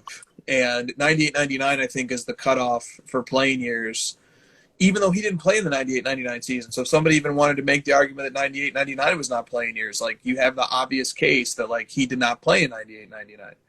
But I think the case for 98-99 being shoehorned in or brought in is that was the last year that NBA licensed Michael Jordan cards could be made by non-Upper Deck brands. A lot of those inserts featured send-offs to him, and all the photography featured him in his 97-98 season. So 98-99 documented his last season, even though he didn't play during that year. But 99-2000, I think that's a year too far. I collect 99-2000, a Jordan subset from that year. So but I just don't. What do you think? I mean, I'm going to defer to you. You collect them, but honestly, you telling me that kind of changed my mind a bit because I was pretty dead set on the 97. But 98-99 has a lot of really cool autograph sets that I've always kind of brushed aside because it's not playing years. But now you've kind of convinced me that it, the way you phrase it makes sense to me, through the licensing and stuff. I never really thought about it that way. So I think, that's interesting. I like it. I've always considered it to be, personally. But there's two autographs that I'm thinking of from 98-99. There was the Ionics one, you know what I'm talking about? Yep. I think two of them were in the last PWCC, and they sold for 40 or 50K compared, it's it's a lot of money, but I just thought those were cheap. And then there's also the one with the corners that are cut off, I'm talking about that one. That's 98-99 as well, where it's got the white section on the right for his autograph. That one is also really cool looking card. Those are both huge autographs that I've always been well, they're not playing years, but maybe they are now. I don't know. Yeah. Is this the Ionics that you're talking about? I believe it is. They're hand numbered. Nope. Not this one. Okay. No, the other one. The two sold in PWCC in the last run. There was a PSA 9 and a BGS 9. That one. Yeah, this is actually 99-2000. Ooh, busted. But it's a beautiful freaking card. So, okay, so what, is that a licensed card or what's the deal there? Oh, because it's Upper Deck. It's Upper Deck. Got it. UD. And plus, the playing days distinction is, a little bit less important with Michael Jordan. He has no Panini cards, and some of his very best cards are exquisite. So, with Michael Jordan, I don't think it doesn't matter as much.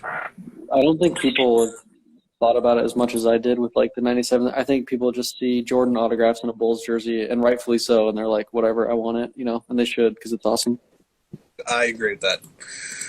Green Eye Sports 24 says, what kind of business in the hobby would you start right now if someone else had already started Card Ladder. And I said, nice try. We're just going to give away business ideas on a live stream on a Friday night. But if you want to answer or take a crack. Well, didn't someone start like a Card Ladder competitor, and that didn't stop us? True. So you're saying we could give away a business idea, it doesn't matter, we'd still do it better. I think he's saying it doesn't matter if someone started Card Ladder, we would just call it something different and we would still be better than them. Oh, so he's saying that's a faulty premise. Yes. That it we still would have made Card Ladder even if Card Ladder. I mean, fucking Market Movers existed when we launched, so like. Well, Yeah, and before I Market mean, Movers let's be existed, honest. vintage card prices existed. VCP was before them, and StockX. Yeah, Yeah.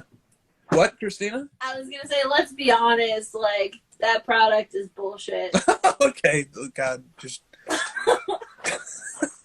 Large. I mean, is the question saying like a similar product to us or like someone literally took the exact same name and the exact same product? I mean, that's impossible. Only we could have done that. Yeah, it is amusing me slightly that you and Christina are like resisting this question quite a bit, because the question is just, if you couldn't make Card Ladder, what hobby business would you Yeah, make? but that's. I know what the question is. Why? No, yeah. Christina and I are standing up here together. This is like you're basically like questioning our abilities and our pride here. No thanks. Yeah, seriously, Christopher. Me? I didn't ask the question. No, I'm just repeating the You're question. like going with the premise that like we wouldn't like.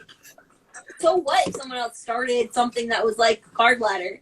Like, it's a faulty question. Like, It's like asking LeBron, I mean, why'd you even start playing basketball? Michael Jordan already existed. Why even bother? Like, are you kidding me? No, it's more like asking LeBron, if you couldn't play basketball, what would you do instead? Well, then ask that. I think that's what he tried to ask. I don't know if he's in the chat or not. Well, I don't know. I probably would be living my boring life working at Amazon or some crap. Okay, Yeah, all right, I'm gonna read the question. No, here's the question once more from Green Ice Sports 24. All right, here let's. This guy's like taking a beating for me. I'm sorry. Hold on, let's just go again. What kind of business in the hobby would you start right now if you didn't have Card Ladder? Okay, let's just go with that. All right, I get now why you said nice try. I was like, nice try. We did it. Never mind. I get it now. Yeah, somebody's trying to like bait us into saying Business tips. Yeah, I get it. Yeah. Business tips. I would start a braking company and a grading company. we'd be breaking right now. Duh. We would be the front yard breakers, and we would give away all of our giveaways. My shirt goes all the way down to my waist. Yeah, So. with huge 4X white tees on.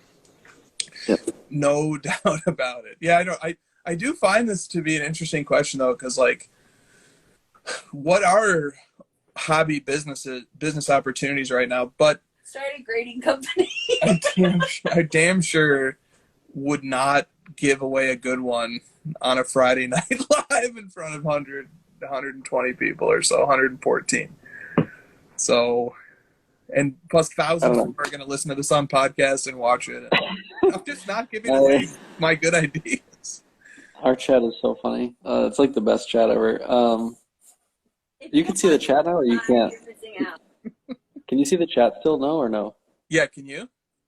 No, because you like the last couple of weeks you couldn't see it, so I'm just asking if you can see it. Now. Yeah, I can see it.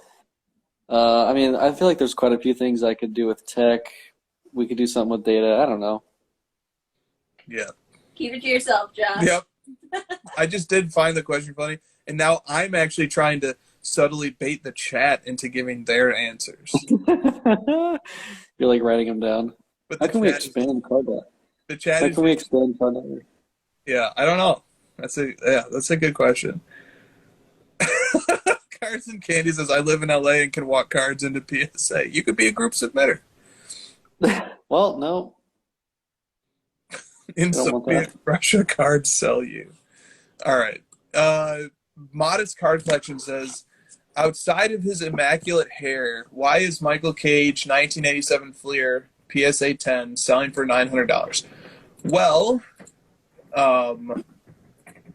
modest card collection. We actually talked about this last week or the week before. This set is doing well across the board. So here's the card in question.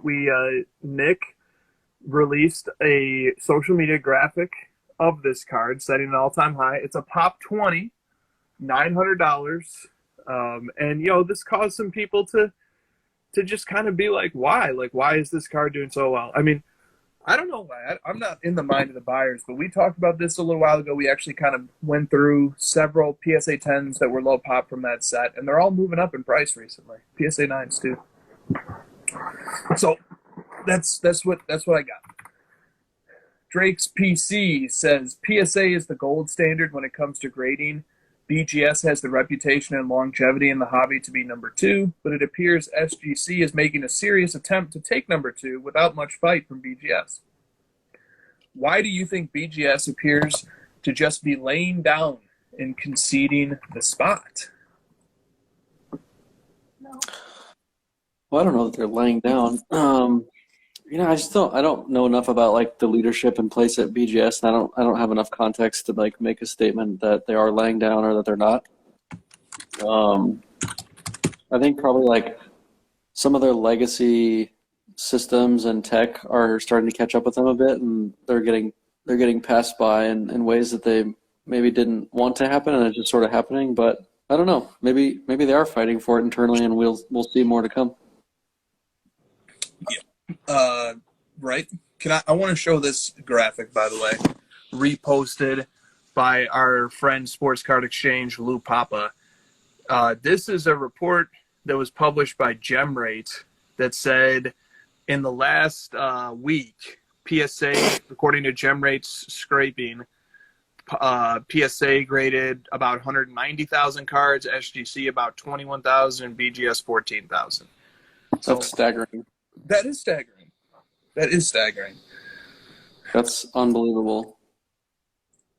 Yep. I mean, it answers the question. I mean, Drake has a point. But I was just saying, I don't think they're like purposely losing here. I think they're just running into some walls on like scale, and they're running into some issues with like their tech holding them back, and they're probably internally trying to solve them, but these are very difficult problems to solve. If you've got a tour through PSA or BGS, you would understand a little bit more. Like, it is very daunting, and it's a very like tough logistical problem to solve, and it's not easy to solve. You need lots of money, resources, talent, smart people, execution. There's a lot that goes into it. And it's easy for us to say, like, yeah, BGS, just grade more cards. But, like, the reality is, if I came to your house and left 100,000 packages on your doorstep, what would you do? So it's tough. I don't think they're definitely not like laying down on purpose. No, I agree. And they've made, BGS also, like, BGS is a brand of Beckett Media and Beckett Publication, or it's a co-company with Beckett Media and Beckett Publications. The Beckett brand does a lot of stuff.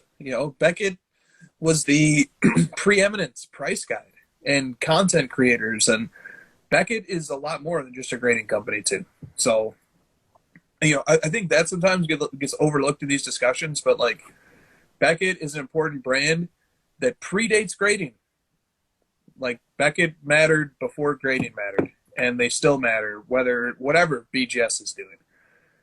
So, do you think? I mean, we're in this like world right now where scooping up brands and acquiring brands is really important.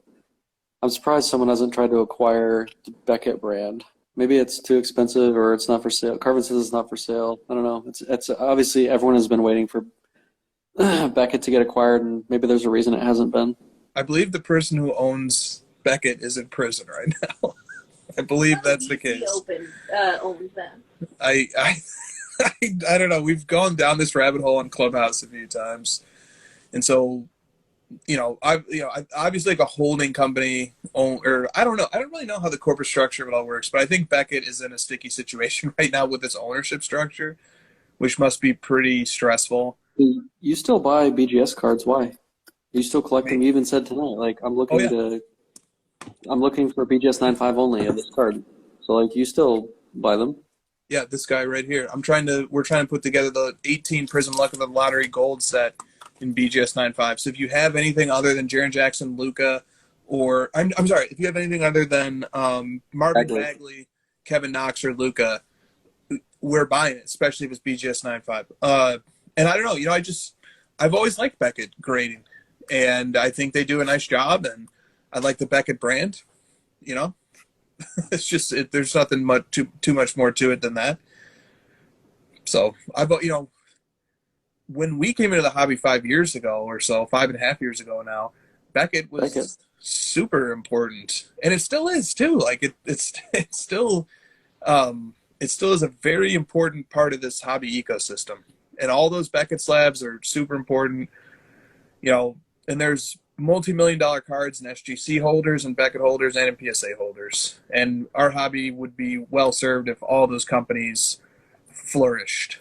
But obviously PSA is flourishing at a level, at a different scale entirely. PSA is grading 200,000 cards in a week. It's like 200,000 divided by 15K. It's just like they're just blowing them out of the water. It's like more than 10x. Correct. They're just like absolutely blowing them out of the water. And so BGS has like a huge standing in the hobby. There's a ton of cards that are in BGS slabs. There's tons of sales history. There's like massive pop reports around BGS. It's just there's way too much inertia for them to just like fail overnight or just go away. But 200,000 a week versus 20K or 15K, like eventually that's gonna start to really, become a problem for BGS. Like eventually that's just so many more cards in circulation that are PSA than the others that it's going to be tough to overcome that, but it's going to take a while. Yeah. To put it in a different context, if BGS continues to do 15,000 cards a month, they'll grade 180,000 a year. And that's how many PSAs doing in a month is 180,000. So we're talking about two totally different levels and scales to things, but there's something to be said about. Isn't that a week? Isn't it PSA's doing that in a week? I'm sorry, in a week, right? So PSA grades as many cards in a week as BGS is grading in a year, if the gem rate scrape is accurate. That's a big caveat, right? Because BGS is really tough to scrape. Yeah, and who knows if it is? Yeah. So. But, there is something to be said, too, about rarity and about maybe not being oversaturated. That is the silver lining to what otherwise is a gloomy story for BGS right now. But Are we about to have a war on this show? BGS, like, people are begging for BGS to, like... Yeah. It's a brand. It's a brand that we love, and we want them to succeed. Exactly. That makes sense. All right. Cards and Candy 911 says, has the Luka Black rookie 1/1 been pulled? Do we think it's been pulled, but the person that pulled it is sitting on a ton of 1819 Prism boxes and doesn't want to reveal that they pulled it so that the box value does not decrease dramatically. It's genius. Conspiracy. It sounds like Cards and Candy has some insight, some intel. Who are you, Cards and Candy? Reveal yourself. I hope it hasn't been pulled. It's still my dream to pull that card myself. Yeah. I'm not buying 2018 Prisms, but yeah, it's still a dream of mine. Yep, I agree. I don't know. I don't know if the 2018 Prism Black Luka 1/1 has been pulled. I have never seen it. So, by the way, the 2020 Prism Black 1/1 Luka got pulled tonight. I saw that. That's a cool card. Yeah, that was a nice pull. Let me see. I think I know right where it is. Here it is.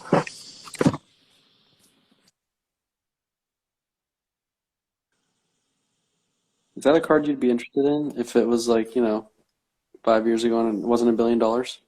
Yeah, but wasn't $1 trillion bazillion dollars? Yes. What? How much would you pay for that? Like if, I don't know. No, I just wouldn't. It's too expensive. And plus, like, no, come on, play the game. Like, assume it's not like markets don't exist, and you could just kind of pick your price. Like, what would you? This is not going to grade well, by the way. What's the most you would pay for that? Way off. 10 grand range, maybe. Okay, 10. fair enough. But okay, so like the nearest comp, I can use the card letter sales history thing to like try and proactively comp this card. So the Nebula PSA 10, which is a pretty sweet card as well, sold with PWCC for 78 grand Jeez. in December. And I know that it had been exchanged for 100 grand. So even after it got a PSA 10, it took a loss. And then here the black shimmer in a BGS 9.5 has already been pulled and sold. It sold for 36 grand with PWCC in August. Wow. So Our sales history has both of those. I didn't even know we had those. That's the great thing about sales history. How many sales are in sales history right now? 28 million. 28 million? Yeah. It's the feature that never ends because I don't know what's in there. Yeah, it is it's the feature that keeps on giving. Hey, does the chat want to know the easiest way to get Chris triggered? It's so easy. Watch this. Watch. Hey, Chris. John Morant is better than Luka Doncic. Yeah, I know. I'm coming around. You're coming around. Someone in the chat said something like they were just trying to get you to react. They said like Luka Doncic is a stat stuffer. I saved it for the end. Like I did put a question about that. Oh my God! Please don't make me listen to. I know. I put it in my John stories. Morant, PER. Yes, thank you. Yeah, I've already put it in my stories. But John Morant, I gave him flowers at the beginning of the season. He's the most overrated player in the NBA by a long shot. He is. You said that 3 years ago. You said that 2 years ago too. You know that? It's still true. It was true then. It's true now for different reasons. Dude, Stephen A. Smith said that he would take John Morant over Giannis Antetokounmpo on his playoff team to win a playoff series. Okay, well, I mean, he said like he keeps getting crazy. He's been saying crazy shit. That's insane. Dude, all I'm saying, John Morant is the most overrated basketball player in the world right now. I can't really disagree with you. He's a, you know. I want to join you in this game of like I think Chris Paul's better than him today, and Let's Chris Paul's like 1 million years old. Join the game. Yeah. Because like this whole like All-Star game starter bullshit of Morant and Wiggins, and I think Curry. Luka and Chris Paul are both better. I think Chris Paul's better than Curry right now, but we'll just leave that be. I already did my piece with LeBron versus Curry because I'd heard enough bullshit from people of trying to compare Curry to LeBron's legacy. I'd heard enough of that shit, and I had to go and make my stories. Like, it's getting insane. The stuff that people get DM me on that. Someone even DM me that like, yeah, because Curry's more popular. Oh, well, that's funny. Who had the most All-Star votes? Did I miss? Is that not a popularity contest? And like, whose jersey sales are the highest? Oh, that's LeBron as well. The dude's like 37 years old, 19th season, still blowing everyone away in the votes. So maybe that's also wrong. Yeah. That's funny. So somebody said, Curry's more popular than LeBron, even though LeBron got more All-Star votes. That's what they were trying to push on you? No, it was like I was saying, like, I was posing the question, why is Curry up 43% in the last 3 months while LeBron is down? Someone explain this to me. How is this possible? Is it because LeBron is undervalued or Curry's overvalued? My argument was that Curry is overvalued right now. His market will correct. It'll go down. Yep. People were like, well, it's because there's a good reason. It's a good reason that is up because he's more popular. And I said, interesting. Then why does he have less All-Star votes? Well, it's like, yeah, that's literally just the data around popularity. That's all it is. It's literally a straight line. Who's the most popular? Who has the most votes? It's like a freaking election. Yeah. All right. So of these three players, rank their player efficiency ratings. LeBron. Okay. For this season, LeBron, Luka, Stephen Curry. You already did it. Oh, yes, I did. Good. A lot of people. I've been doing my homework on PER. Don't try to quiz me on PER. I just comb through everyone's PER. Look, a lot of people don't realize Curry was top 5 PER for the first month or two of the season, and he was playing phenomenally well. And now his PER is cratered. And remember, PER is an aggregate statistic. that is tracked over the course of a season. Volume. Right, Yeah. volume. So Curry's PER today is now 20th at 21.91. He's behind Luka. He's behind LeBron. His shooting splits are 42% from the field and 38% from three, and 91% from free throws. So, like, you have to give him credit for that, which is amazing. But the 42% from the field is 5.5%. He's 41.8 from the field. He's 47.3 on his career. So he's 5.5 percentage points down on field goal percentage, and on 3-point percentage, he's 5.2 points down in his career. 42.9 in his career, 37.7 this season. So he's My argument and my stories that I was trying to make was that, like, I'm not really. I understand why Curry's numbers are going down because he's getting older, and it's just like natural, and that's just what happens. Like, you can't have a 30 PER every year. Eventually, it's going to go down. My point was, like, why are his card prices going up so drastically when we're, like, watching him decline? And someone that has been playing for 6 more seasons than him, LeBron, his stats somehow are, like, holding and actually going up in most categories this year from last year. His index is down. And again, people may hear me say this and be like, well, you own a lot of LeBron cards. You just want LeBron. I'm not saying LeBron cards are undervalued at all. I'm saying Curry is overvalued. That's all I'm trying to say. That's my thing. And I'm going to start being more in the business of giving my takes and, like, saying what I think, because I've been pretty reserved with it and I have no reason to be. And it's like, I feel like our content is more fun if we say what we think. Yeah, I completely agree. It is. And there, I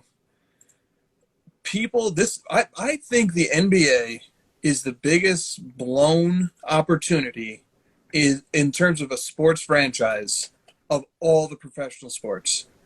The NBA is the worst marketed and has the shittiest media by far.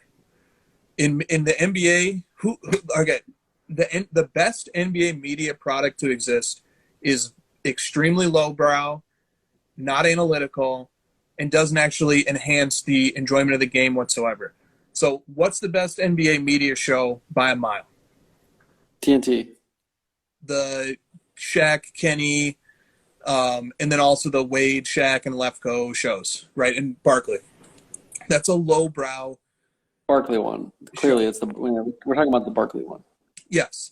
These guys don't even watch the games. They've said so themselves, by the way. Barkley says he does not even watch the games. Dude, which sport has less informed fans? Football or basketball? Basketball. By a mile. That if you went on an NFL Sunday morning show and didn't watch the games and said you didn't watch the games and still tried to give takes, you would be laughed out of the room. Is it because there's so many games, though, in basketball, like, that people can't watch all the games? So fans, like, basketball fans often watch their favorite players or teams and, like, maybe twice a week at most, like the average basketball fan. And they just rely on those hot takes from ESPN and SportsCenter and things like that.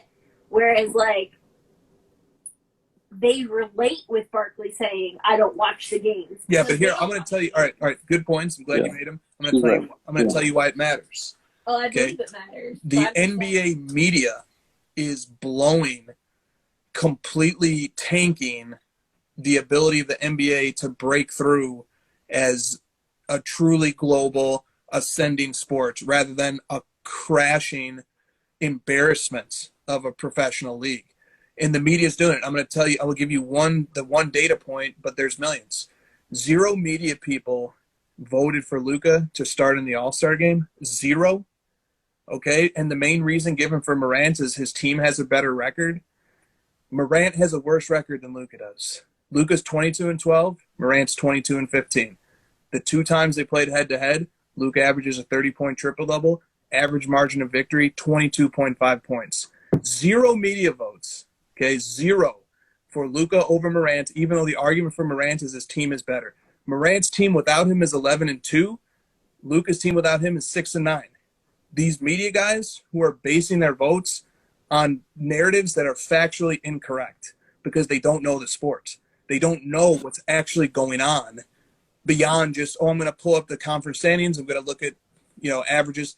Dude, the NBA is blowing a marketing opportunity of gigantic proportions when 4 of its top 10 players, Embiid, Giannis, Jokic, and Luka, are international from different continents, okay? And the NBA is blowing its chance to take this sport to become international, and it's because its media sucks. I said it. And the frustrating part of it is that they have the best, by far, ability to like they have the best assets that are marketable. They have all the superstars. You could see their faces. They're not covered by helmets. It's not just quarterbacks. You could play any position and you could be marketable. Their names are all over social media. These people have individual brands. Like, I think that's where your frustration is, right? Correct me if I'm wrong. It's that like they're blowing it in that they have the superstars, they have the big names, and they're not doing enough with it. Not only they're not doing enough with it, but we'll just call it what it is. They're propping up Morant because he's the American-born star. And he's the young guy that's not from Africa, that's not from Europe, that they want to prop up. And they don't want to see Giannis. Dude, what a terrible take. That's a really bad reason, though. Like, I'd rather watch Giannis anyways. Dude, completely. But the NBA is blowing it. Look at how the NFL markets their quarterbacks. They take Justin Herbert. They do a sit-down with him. Aaron Andrews talks to him for 20 minutes. They interview his family, the whole nine. They take their superstars and they build them up. If Mahomes was an NBA player and he was not from America, they would hate on Mahomes all day and night. But the NFL has a totally different perspective. I just listened to Troy Aikman on Ryan Russillo's podcast, and Russillo's like, Aikman, what do you think about these new guys, given the fact that, you played in a generation or two before them? And Aikman was like, look, I don't love to compare, but he's like, I love these new talent in our league. These guys are doing things nobody's ever done before in our league. Like, we have to build these guys up. We have to respect these quarterbacks. Mahomes is amazing. Allen is amazing. All these guys are amazing. That's not the way that the NBA legends from 20 years ago talk about the current stars. They don't do it. And it's so stupid. Maybe it's because NBA players made so much money that they don't care, that they're just off in their own world, because NBA athletes have always been the most well-paid athletes, whereas NFL not. But there's no sense of community, and there's not building up and embracing the young guys.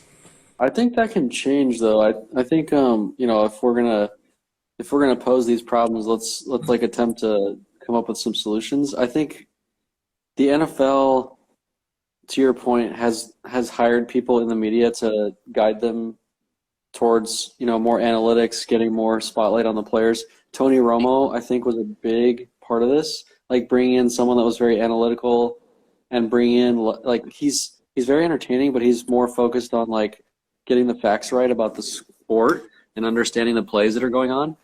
And if you get like someone like that for basketball, Carvin said in the chat that Tim Legler is his favorite. He's also my favorite. Tim Legler. Who's the guy that was with Bill Simmons that I really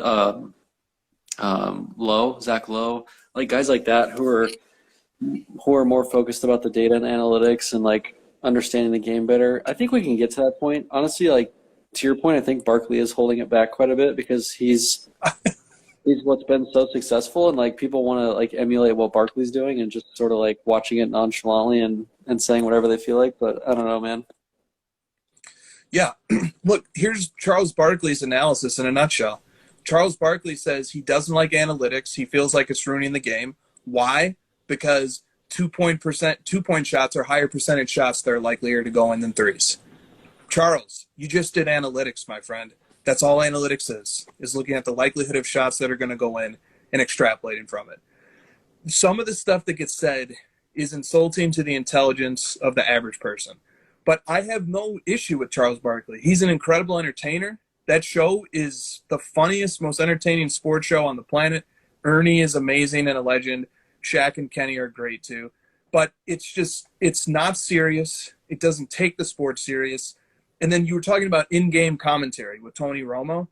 Dude, NBA in-game commentary is the laughingstock of in-game commentary. Nothing substantive is said unless it's Hubie Brown or, maybe Doris Burke. There's a small handful of people who say intelligent things on NBA broadcasts, who prepare. Dude, Reggie Miller still calls him Luka Doncic. Luka Doncic. It's not Doncic, guy. You've been announcing the NBA for 4 years with this guy in the league, and you still don't even know how to say his last name.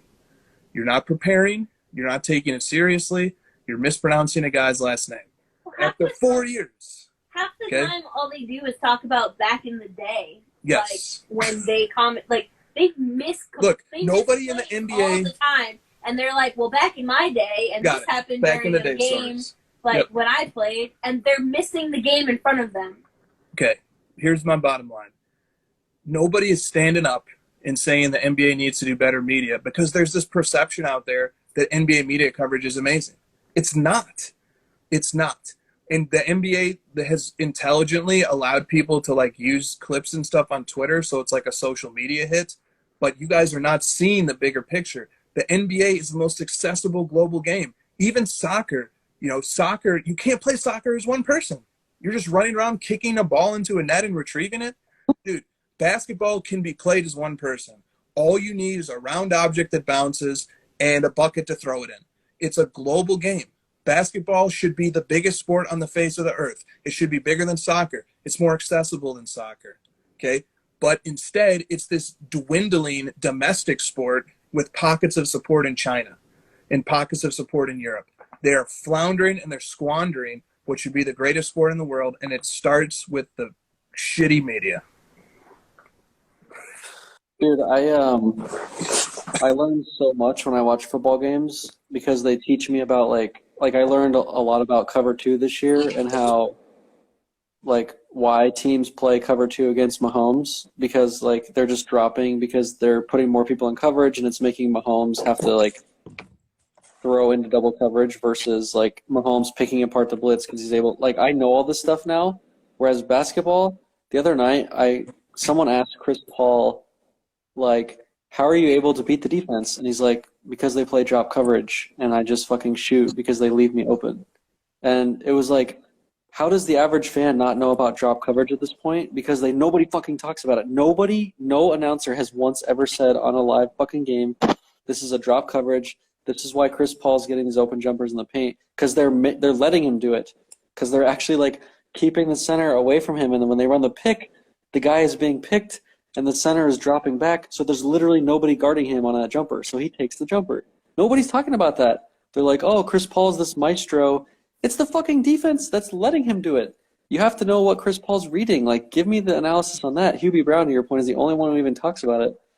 We need more people analyzing the game and teaching us the game and understanding the nuances of it and why these superstars are succeeding and where they are because they're mastering these little pieces of the game. And we learn a lot about that in football because of the quarterback, because of the color analysts that are able to break down the nuances of the game and explain it to us. I don't know. That's another thing I thought of. Dude, that's such a great point. I love that comparison. I'm so much more knowledgeable about football because the broadcasts teach me things. Like it really matters. We don't have time to sit around and study the game. We watch the games, and we need to learn things from it. Here's a hobby business that we would start, but it's not a hobby business. If we didn't have Card Ladder, we would go into marketing the NBA properly and building software and analytical tools that cast the NBA into its proper light and it properly elevate its young athletes. So I'm down for that. Our next business can be, we've said it before, sports are the thing that drives cards, right? So like if we could somehow expand our business and our reach to go to the sports and help them grow, to therefore help cards grow. Isn't that like another way to help the hobby grow? Totally. Yeah, it is. Yes, it is. So that'll be our big don't say that, Sablo. What? You said What? tokenize the highlights, maybe? What the fuck? Also, just because like if you and I just sat down and watched a basketball game on mute, we would have a great time because we just love basketball, and it's like, to your point, it's like it is very frustrating that it's not capitalized enough on like knowing what we know about it and why we love it that, everyone doesn't love it if they just were explained a few simple things. You know who gets it? Bill Simmons gets it. Here's what Bill Oh, thank Simmons God. Here's what Bill Simmons said. Bill Simmons said this on his on his Sunday night podcast after that Bills Chiefs game. Bill Simmons said he said he was being very complimentary, and he said, you know what made that Bills Chiefs game so special and really elevated that game? He was like, it was two athletes going back and forth, and you really couldn't stop them. And it was one of the rare times that the NFL football actually had the type of drama that playoff basketball has. Where in playoff basketball, you have guys going back and forth and doing just spectacular athletic feats and just the drama is higher. And the ratings are 10x. And the NBA has it every night. I know. The NBA has it every night. That's what I mean. It just kills me. I think the NBA is the biggest failure in marketing history in terms of the entertainment world. The NBA is an utter spectacular failure. It's That's a hot take. I've been developing this take for a month or so, and I'm just letting it fly. The NBA is a marketing failure. The reason people might think you're crazy, myself included, but I'm listening to you and I'm trying to understand it, what you're saying. The reason people would think you're crazy is that, the narrative around the NBA is that it's a superstar-driven league and it's like a highly marketed league because of all the superstar athletes, the social media, the YouTube clips. But you're saying that stuff's a given and they're not executing on it on top of what is like already the given, that the athletes are literally just giving you for free. The marketing and the analysis and the media around it are failing. Yes. You're not criticizing the play on the court or the players or their ability to market themselves. That's the stupid cop-out. That's the excuse that the league makes, is that, we need to improve the on-court product. It has nothing to do with the on-court product. The product is amazing. I stop everything I'm doing in my life for 3 hours a night, 3 nights a week to watch NBA games. I'm addicted to the product. The product is terrific. The product is amazing. It kills me that's not the way that most people look at it. That's the thing that drives me crazy. So, like, let me make an analogy to cards, because maybe this will help. He'll help put it in perspective. What if the most expensive selling card of all time happened 25 years ago, and card sales today were 50% of what they were 25 years ago? We wouldn't be celebrating and thinking, oh, the hobby's doing so great. No, we would say, wow, the hobby is half of what it was 25 years ago. Not good. Okay, the highest rated NBA Finals game of all time, 29 million viewers in 1998 Bulls Jazz. Okay, last year, Bucks Suns, the highest rated game was 12.5 million. Okay, so the NBA, if it was a graph on card ladder, it's going like this. And this isn't a methodological question. Oh, Nielsen isn't properly tracking. No, Nielsen is properly tracking. They're tracking streams. They're tracking cable boxes. And guess what? There's a lot more people in the world now than there were in the late 90s. And there's a lot more people in the world now who have access to television and broadcast. The NBA is a shell of what it once was. And it's not because the product is worse. The product is amazing. The athletic feats that these guys are doing are incredible. The other thing that people kept messaging me about with the LeBron Curry thing was like, oh, LeBron's like political and he's taking stances and that's what's bringing it down. Again, he led the NBA in All-Star votes. Like, whether you hate LeBron or love him, he's still very popular. And to your point, the Giannis thing is quite annoying. Like, it might just be the international thing. You might have simplified it for me, and maybe I'm trying to overthink it, but like, I don't understand why Giannis isn't marketed as like, dude, he's the best fucking player in the league right now, and I don't understand why that's not a fact, and why it's not like highly marketed, and Giannis isn't pushed on commercials enough, and he literally is the reigning Finals MVP. How is he not the best player, and how is he not like this highly marketed phenom of like the replacement to LeBron? He's like 7 feet tall, sprinting and dunking with one dribble from half court. Yeah, and to the point that you made and some other people in the chat are making as well, dude, it's not the fact that LeBron has like offered a few opinions on political topics. Like, what are we saying here? Half the country agrees with him.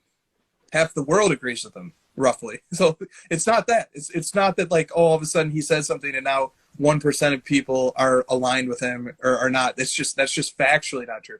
But and I also saw somebody in the chat say, oh, well, there was no LeBron or no Curry. Well, I hate to break it to you guys, but the highest rated 2020 Heat Lakers finals game was 8.3 million. And the highest rated from the Raptors Warriors, which featured Curry and Kawhi from 2019, was 18.3 million. Still way, way off from where the viewership was over 20 years earlier.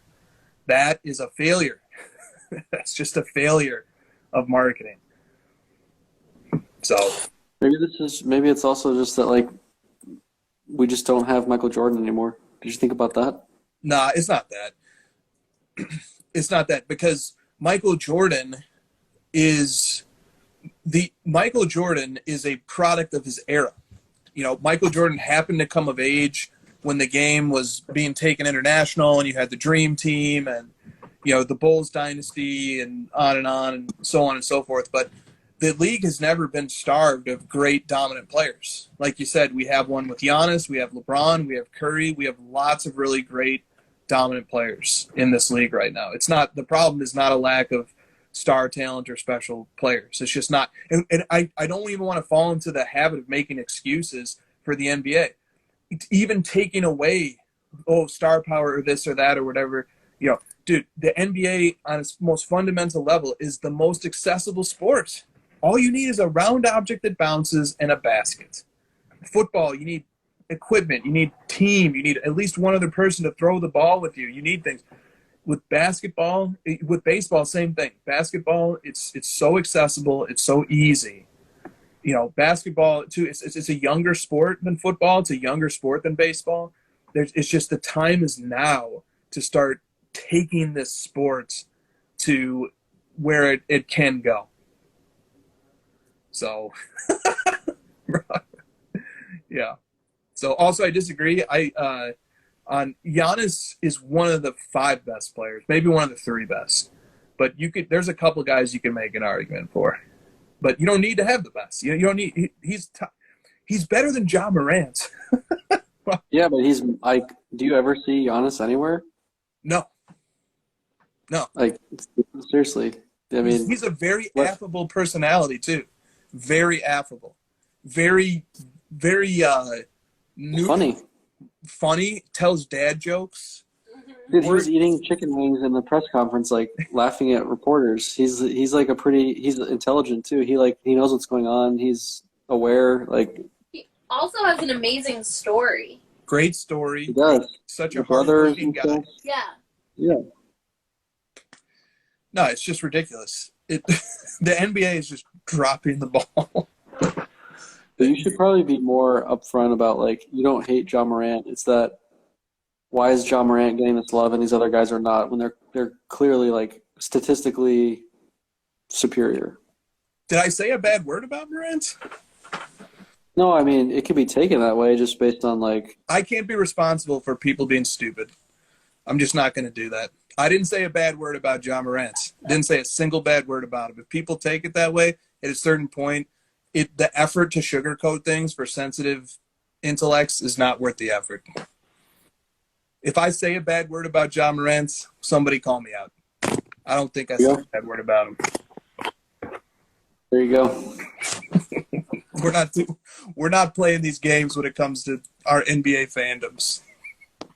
We're gonna chop up the NBA because we know it the best. So like that's where we get the most heated and we have good debates. So this is good. Yeah, I agree. Okay, all right. This is my last thing on it. Luka is a superior defender to Ja Morant. Oh my god. It's however you want to look at it. Break it down however you want. We have advanced like catch-alls to measure defensive impact. Ja Morant is one of the worst defenders in the league. It's just no matter how you want to measure it. And it's even more exaggerated because Morant is on a good defense. He's on the 9th best defense. So he has 4 other guys on the floor who should be elevating him. But they're not. They are, even with the presence of those 4 other guys, it's bad. And Luka, by comparison, is a net neutral. He has a net neutral defensive impact. He's not good. He's not bad. Although if you look at defensive rating, he's in the top 10 in the league among players with 1,000 minutes or more.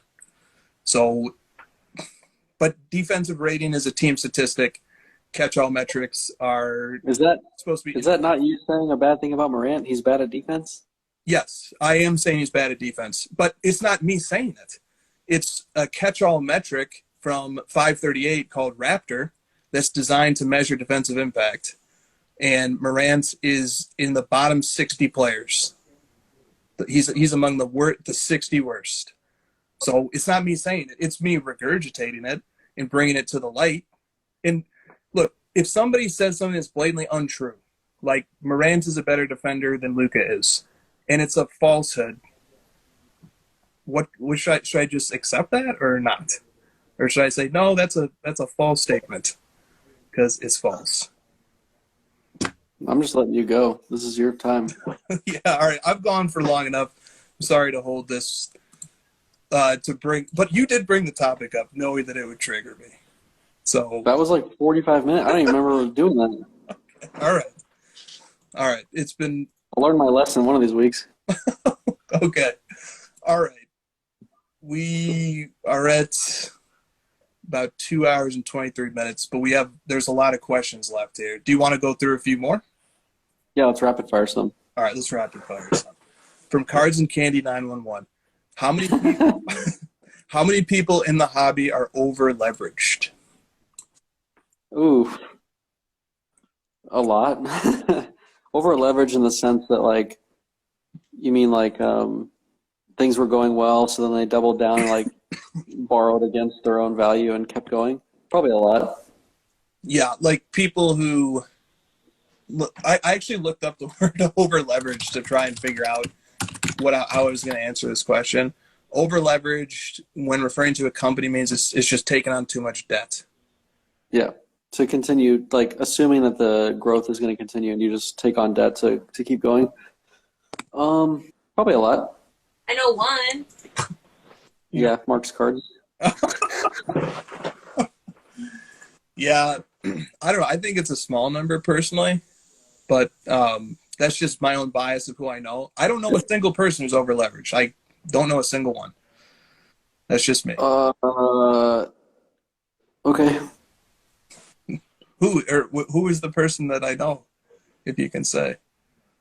I mean, like, to me, like, I would answer this question with, like, people who have bought a lot of stuff when the values made sense and, like, it was a small percentage of their net worth, but now they continue to, like, increase the percentage of their net worth even though the value of the cards have gone up. They continue to, like, triple and quadruple and 10x down onto what they're doing. That, to me, is what we're looking at here, and I don't even think it's, like, the wrong thing to do. It's just, like, my little box of what over leveraged is. I'm not saying it's bad or it's, like, right.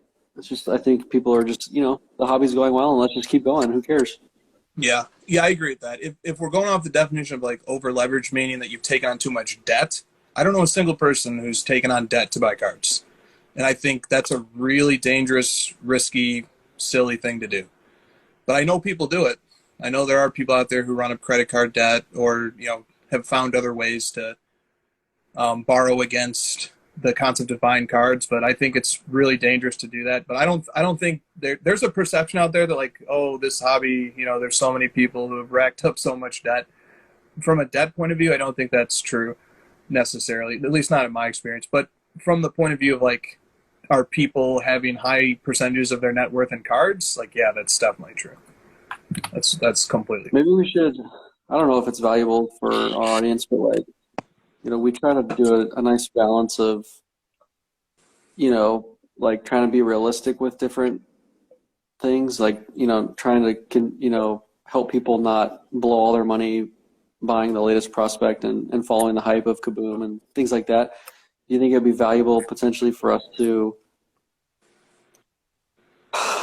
yeah, I don't know, like, help people in terms of not trying to get too excited about the market and potentially, like, ease up a bit?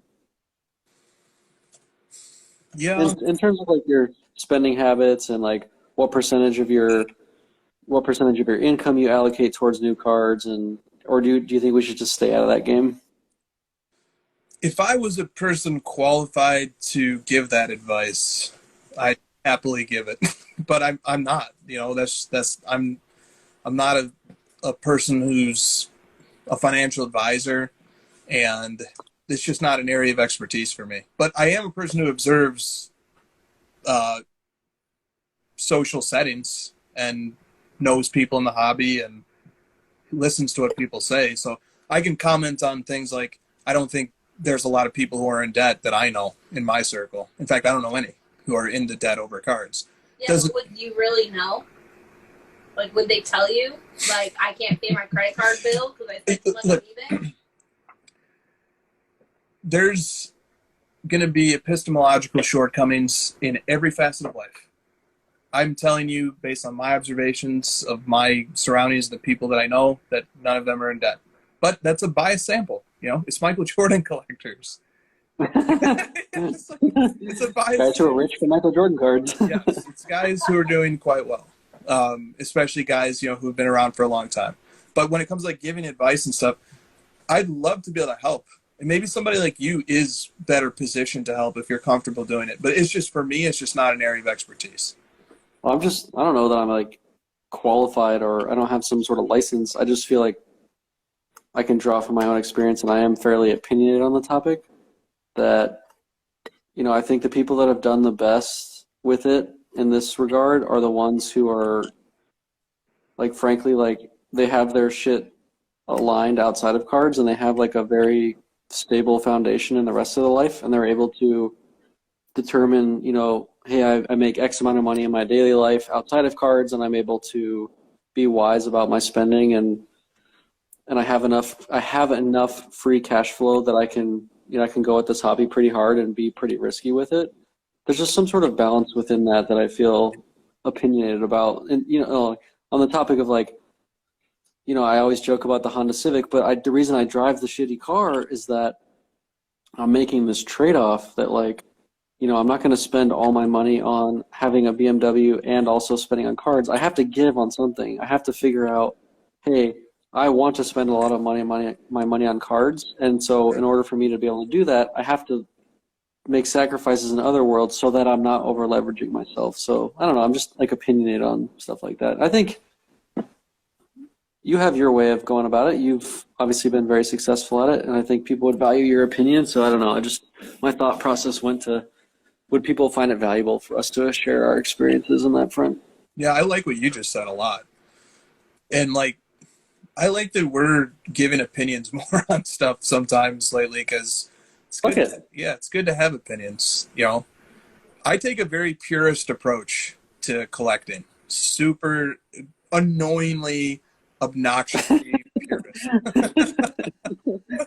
So that's another reason why I'm just not really the one to weigh in, because to me, buying cards is an art form. It's a life's pursuit. It's something to really, it's super unserious, but it's also like deadly serious at the same time.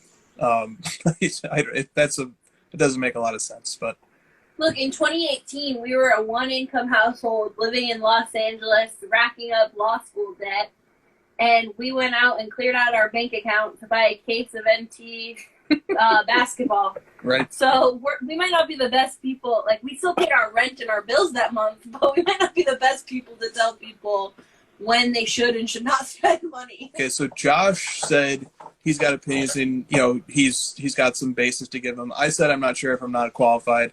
Christina just disqualified herself. Yeah. For everybody right away. So. Well, there's also like it's there's two sides to like financial aspects to me, and it's always like, what sort of like paths have you taken to increase your income? What sort of paths are you increasing to, generate wealth for yourself and build up your net worth? But also the other side of it, which I think you guys are really honest about and you do a great job about, is how do you like reduce what like you need in your life to appear, to appear accepted in your own society. Like some people feel they have to have this monster house, they have to have this huge fancy car, they have to, spend a certain amount on vacations. And so like if you're this is where I'm opinionated, is like if you are comfortable enough with yourself, you know who you are, you're not necessarily concerned with like impressing a bunch of people around you, then you can just live infinitely off of that alone. Like you can just be happy your whole life just off of that simple fact. And you don't need, like, you're never chasing this massive amount of wealth because you don't need a massive amount of wealth to survive, So well said. If you don't need material things to bring happiness to you, which is a difficult place to get to, but if you can get to that point, you're wealthy all the time. You're wealthy. I completely agree. My dream. But I need cards. Well, but you collect the cheapest player in the world. But like Plus, you are the hobby the things you guys are buying, you can sell later for the money to get it back. So it's like you're in a good spot. That's true. And she collects the most economical player in basketball. like Luka? Your newest piece. Because once Luka became too expensive and Jordan's stuff became too expensive, we just moved on to something less expensive, like Christian McCaffrey and and Kleber, and building sets, and we still get just as much fun out of the hobby. Yeah. Just as much fun. And your Maxi Kleber posts got hundreds and hundreds of likes. It was my most liked post ever. Hold on a minute. My Nebula one.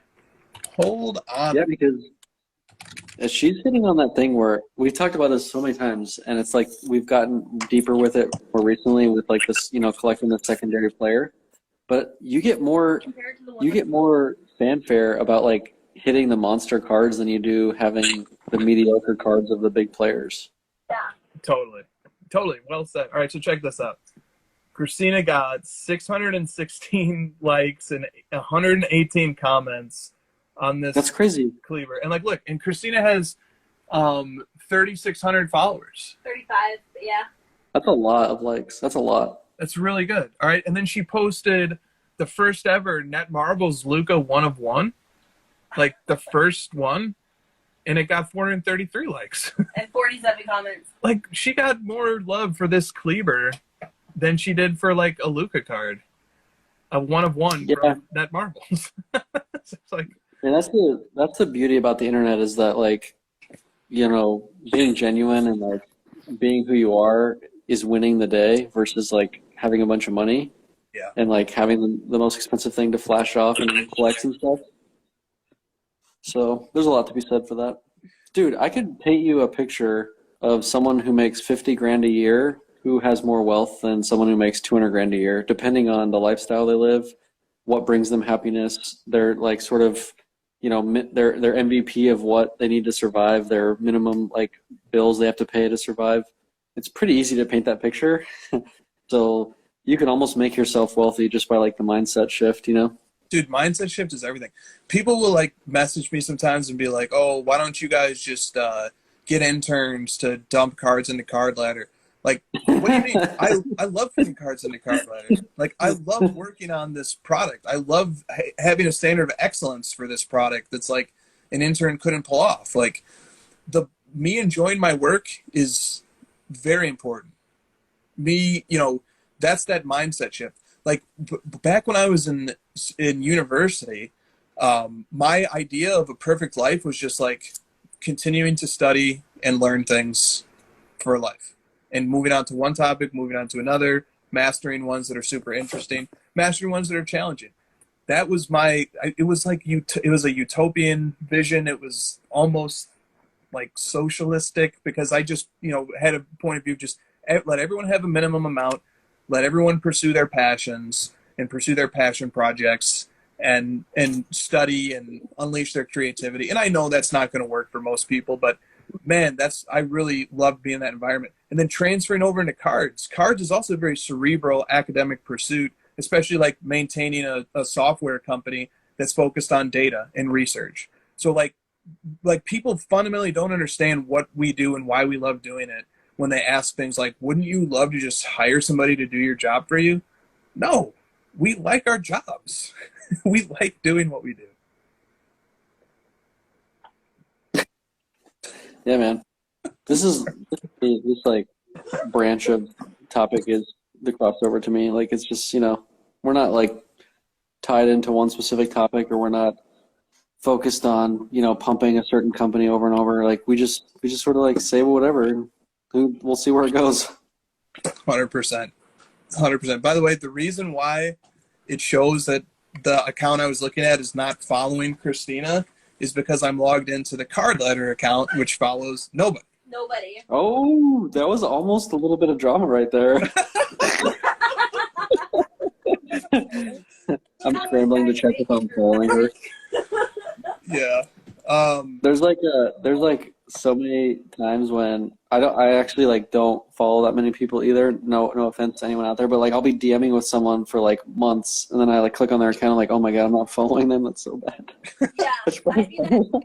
But like, to be fair, Card Ladder once followed one person for about 5 minutes. Who? What was it? Taylor What? Swift.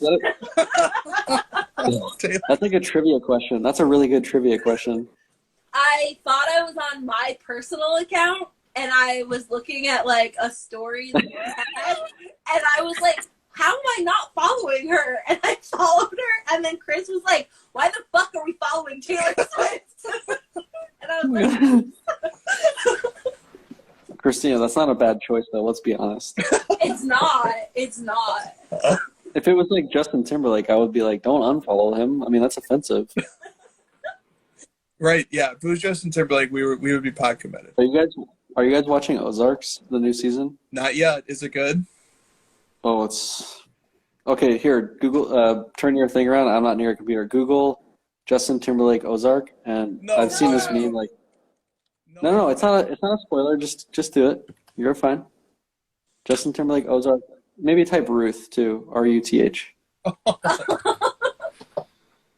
And just show the picture. I guarantee you're gonna find the meme. Yeah. Yeah, that one. What, this one? No. Gotta tell my kids. Go back. You had it. To the right, Oh. to the right, to the right, to the right, to the right. There you go. Oh. That one. Yep. Click on that.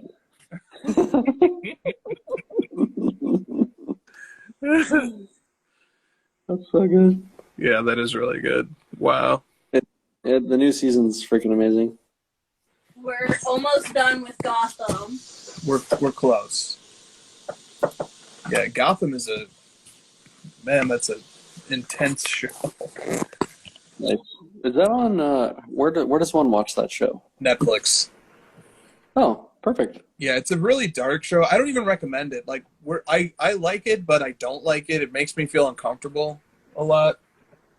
Yeah, it's like Christina will look over at me 5 times an episode just to like, because she'll be mad if I fall asleep while it's on because she doesn't want to watch it by herself. It's a very it's dark. It's It's a like dark the show. origin stories of like the entire Batman universe.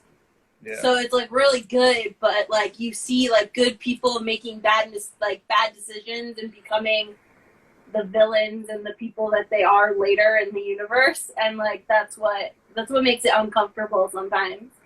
Okay, let's go. Let's do a few more rapid fires. Flippin' Hoops says, "What's your favorite year of Prism, Optic, and Select?" Prism 2013, Optic 2016, Select 2018, I think. Yeah. Yep. Christina, do you have a pick? I'm biased. Okay. Prism 2018, obviously. Select 2017 because it was Maxi's rookie year and he had premier level rookies in that set. And Optic.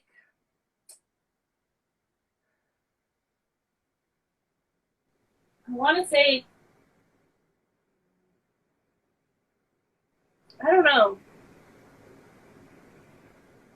I like 2017 and Optic. I'm thinking about Jason Tatum. Yeah. Okay. And I'll say Prism 2020. I think that's my favorite design. Optic 2019. Maybe it's just because we opened a lot of it, but the Morant Zion rookie class is awesome for Optic. And Select 2018 because of the concourse design. Yes, Greg, 2018 Select Concourse Appreciation. Can't believe you didn't say Prism 2018. Aren't you like collecting this 2018 Prism set in gold? Yes, but Christina already said it, so that's why I just. So what? Well, We established this on SEC. You can't. No. You can't do that. I think 2020 is the best looking design. I'll say that. Okay. I like 2018 though. 2018 really did well with the. I don't know what to call it still. With like the dots. You know, like help me with the word. The carbon steel, whatever look. Yeah. The dots. They nailed it. Yeah. Oh, I don't have any of those sitting over here. But yeah, I agree. Okay, good. That was a fun question. All right.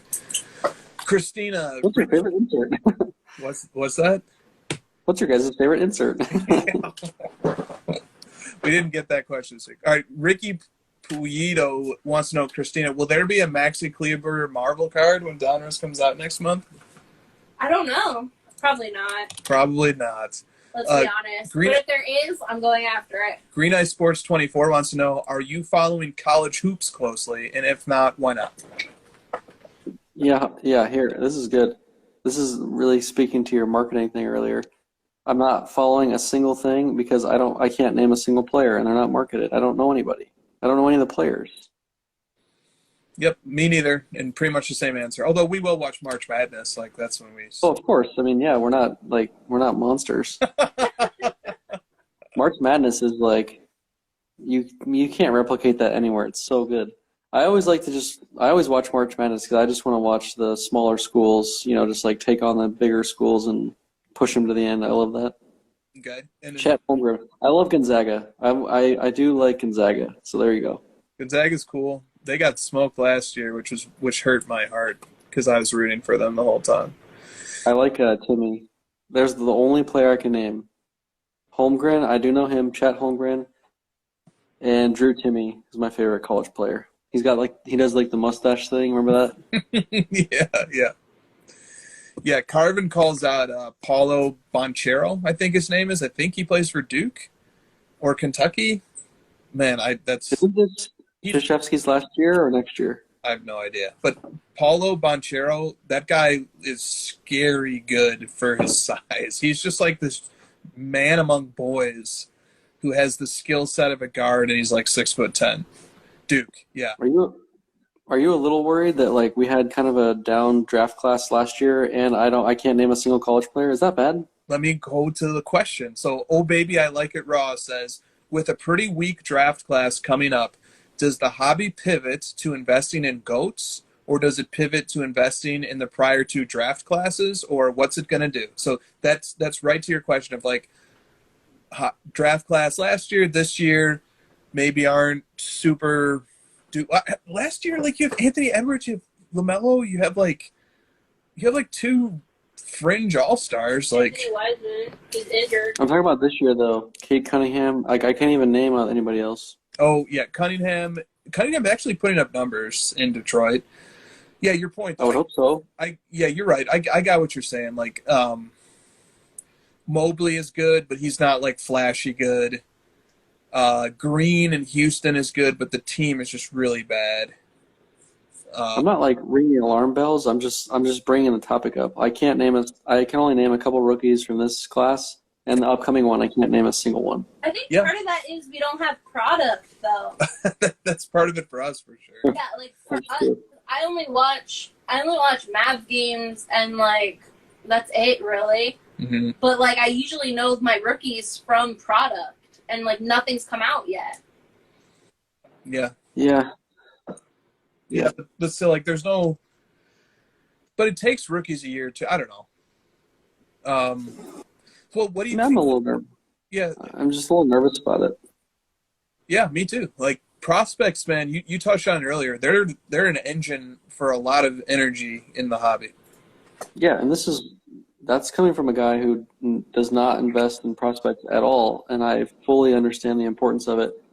And, the Joe Burrows, the Herberts, those names are everything. That's what propels the hobby forward. It's what keeps things going. And if we just have 3, Greg Oden draft classes and busts in a row, and it's not going to be good. It's going to be, no matter how you slice it, it's bad. I would prefer to have superstars coming out of these draft classes. Yeah, I agree. Carvin says rookies will have bigger names after the All-Star weekend, which is true. Yeah, I don't understand exactly what the rules are, but there's like a mini tournament that's going to be the World Team USA or the Rising Stars game is going to be like a mini tournament, and like that should be a good showcase for those guys for sure. Hopefully. I mean, I would love to learn more about them, but like I watch the NBA every day and I don't know these guys. That seems like to your point about poorly marketed stuff, that seems like a miss to me. Yeah. Flippin' Hoop says, when is Josh going to have another Cardboard Chronicles episode? Didn't I say something to you about this week? Yes. It was crazy that the question came in because you were talking about that. You were like, and we agreed that it's the hobby kind of needs to be shown the way again when it comes to these interview-based, collector-based shows. It came up because I'm getting frustrated with like interviews being focused around money and like rich people getting interviewed over and over that have no hobby experience. They just have a lot of money. And I've been getting really frustrated with that. And maybe that's just me, moving into the blowout phase of my career of like, get off my lawn kind of thing. But like, I don't know. Maybe I'm not wrong. And I feel like there should be more focus on the people who have got us to this point and have built a foundation for the hobby and the collectors that have, laid the path for how to do it. I feel like those people should be getting more spotlight. Like, I'm just frustrated with that.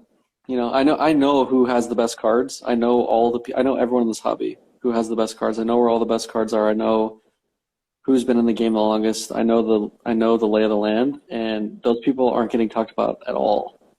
And instead, we're getting people who've been in it for 4 months and just have a lot of money, and they're just blowing it on, overpaying for silly cards. It's just frustrating. Who are some people that you would want to interview in the first, if you did 5 return episodes, who would be maybe a few people you'd want to talk to? That I haven't already interviewed? Yeah, or if you bring somebody back, that makes sense too, but preferably maybe somebody you haven't, because you've interviewed a lot of people, from Bob M. Track to Nat Turner, to, just the list goes on and on. 610 Sports Cards.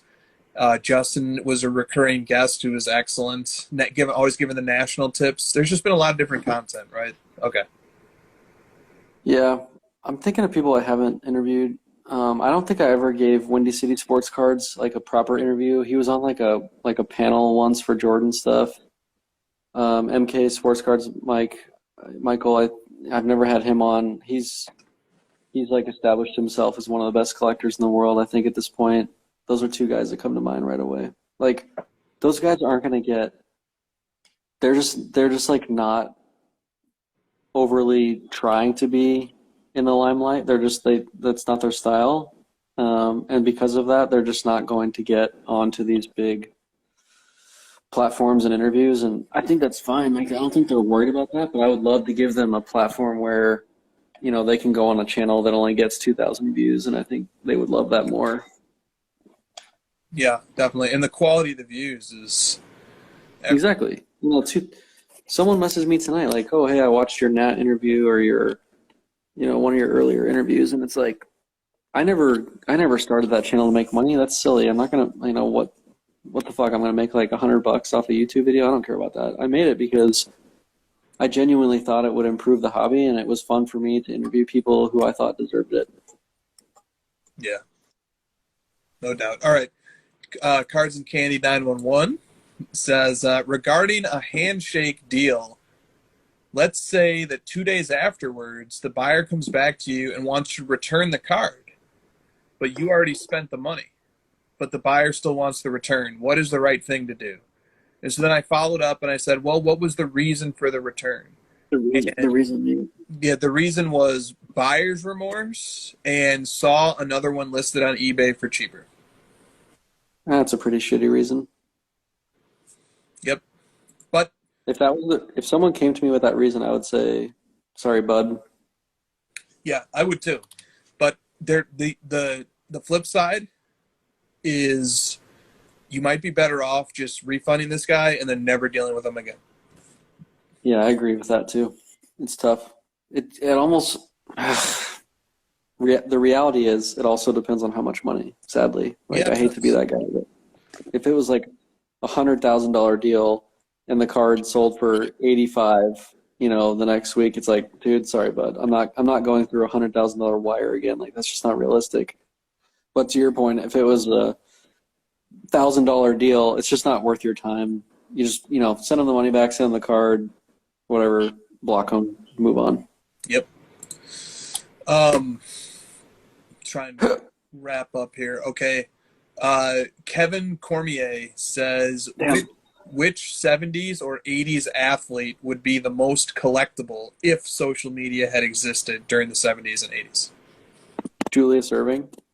Dr. J, that's a good one. You think? Oh, yeah. Like, 'cause he also suffered from having to go through the ABA, whereas if he was today, he would be all NBA, he would be all marketed, and he was like pre-Jordan. He almost had it like to himself too. It's he would be big. He would be huge. Joe Montana? That's a good one. Yeah, I mean, with his like moxie and stuff, you're right. That's good. John Elway. John Elway. Larry Bird, because his like attitude, like people would eat that up on social. And Magic. And he's American. Right? Bird and Magic. Well, Magic would get in trouble because social media, he'd be seen with all those girls. Yeah, I was actually thinking that too. That Magic would actually be getting not canceled, but he'd be getting some hate. He'd be more discreet. You don't think guys out there are doing the same thing, but just keeping it on the low? But Wayne Gretzky, that's a good one. Someone in the chat. Wayne Gretzky. Wayne Gretzky's a great one. He's the. What about let's go back. Wilt Chamberlain, with how his bravado and his like he would be huge on social media too. Muhammad Ali. Oh, that's a good one right there. He would be, man. That's a really good one. He almost was like born in the wrong era. I mean, I hate to say that because he actually he had a lot of impact on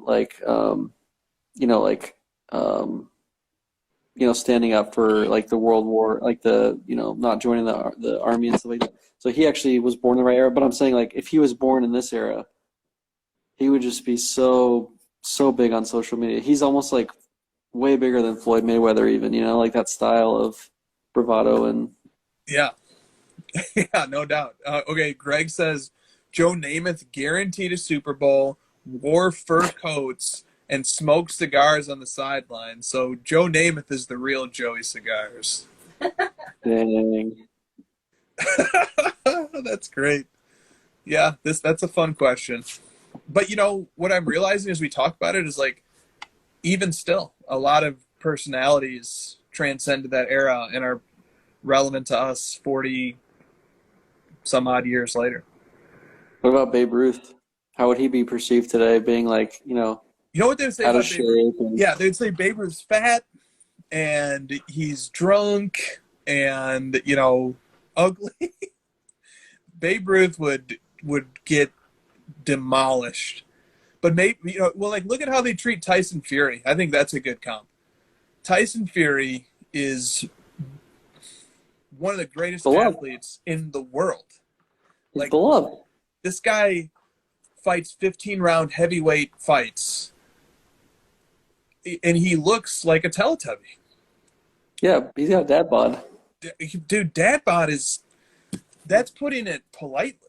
That's I'm trying to be polite because the guy will kick my ass. That dude's a badass, man. Dude, but the way that they talk about him, just like after he beat Deontay Wilder in the third fight, and what is he 3-0? He beat him he vanquished him 3 times, but all anybody could talk about was just that he looks like this, when he's not trained. Like that was just the thing. Like this guy's the greatest fighter in the world. Yeah. Like that's what they would do to Babe Ruth. Babe Ruth would be ridiculed for what he looks like. Diminish him. They would be like, it's like the but thing. Like, yeah, he's a great boxer, but he looks. It's like, come on, man. Yeah, and like boxing's funny too because like there was that other heavyweight who beat Anthony Joshua. He was from Mexico, and he was fat as well. Butterbean, yeah. All right. 4 minutes. Let's see if I can just put one or two more good questions. Oh, Nathan BMKZ, this is his whole thing. He goes, feeling a little guilty about buying cards off of desperate sellers who are probably taking losses on the sale. Wait, what's the question? There's no question. There was just that. It was just a comment. It was just a topic. Feeling guilty about buying cards off desperate sellers who are probably taking a loss. I don't know that I want to pick that one up. Well, I'm just glad somebody introduces that point of view because honestly, there's a lot of celebrating going on in the hobby if you buy a card for lower than it previously sold, right? Like, we sort of celebrate that. So, yeah, why? Because, I think the real reason why is because we want to be optimistic that, like, the card's going to go back up and that, we're trying to look to the future and feel like we're getting a deal, and people like to get deals. Every time there's a deal, that means that someone lost. Yes. Assuming that, every time it's a zero-sum game. If you get a card for under market, somebody else lost money that they could have made had they gotten market value. Correct. Yep. So, like, in the aggregate, in the whole, the sum is, like you said, the zero-sum game, like, it all works itself out eventually. People are, like, supply and demand, people are willing to pay, and I'm more concerned about, like, are the proper cards getting to the proper people, and, like, are we all playing things fair? That's where I'm at.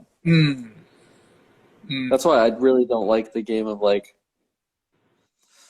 people trying to pump up the value of their own stuff, because that just means, like, yeah, okay, great, you can, like, celebrate your own value and pump it up as much as you want. That just means someone else is going to overpay and lose. Like, what are we celebrating? We're celebrating you just bragging about yourself and, like, having to like, basically ridicule yourself and look like a fool just so that someone else can lose.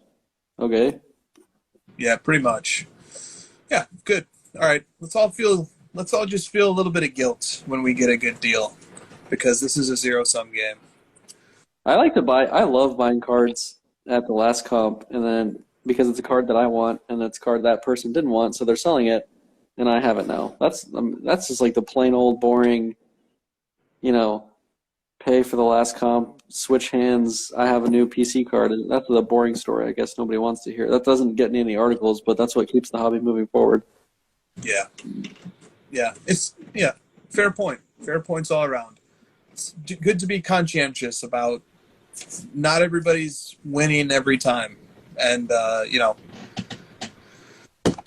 try not to take advantage of people, I guess. I don't know. Who's going to listen to that? if a guy's listing a card for under market, you're going to buy it. So. We could have a whole show about just, like, treating people fairly in the market and, treating people like you want to be treated when you're doing deals. We could do a whole show about that. Yeah. All right. This will be the last question of the show. From Ricky Pulido.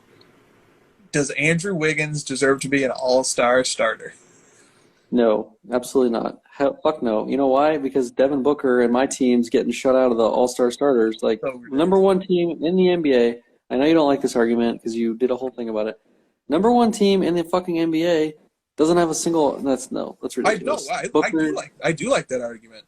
The reason why it doesn't work with Morant is because his record is not very good. His team's 11-2 without him. That's not true for Booker and Paul. And you know what? Here's something. The number one team in the East and the number one team in the West do not have any starters in the All-Star game. The Heat and the who's Suns. number two right now? Oh, number two. You mean one from each. Yeah, the Heat and Suns. Yeah. Yeah, because, like, okay, fine. Like, nobody's scared of the Suns. Fine, I don't care. Be it that. But, like, at least give us an all. But we'll have the coach, so it's fine. Like, we're going to have the coach. Whatever.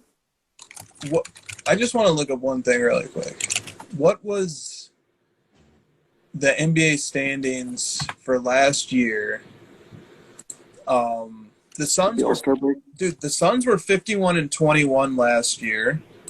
They're two.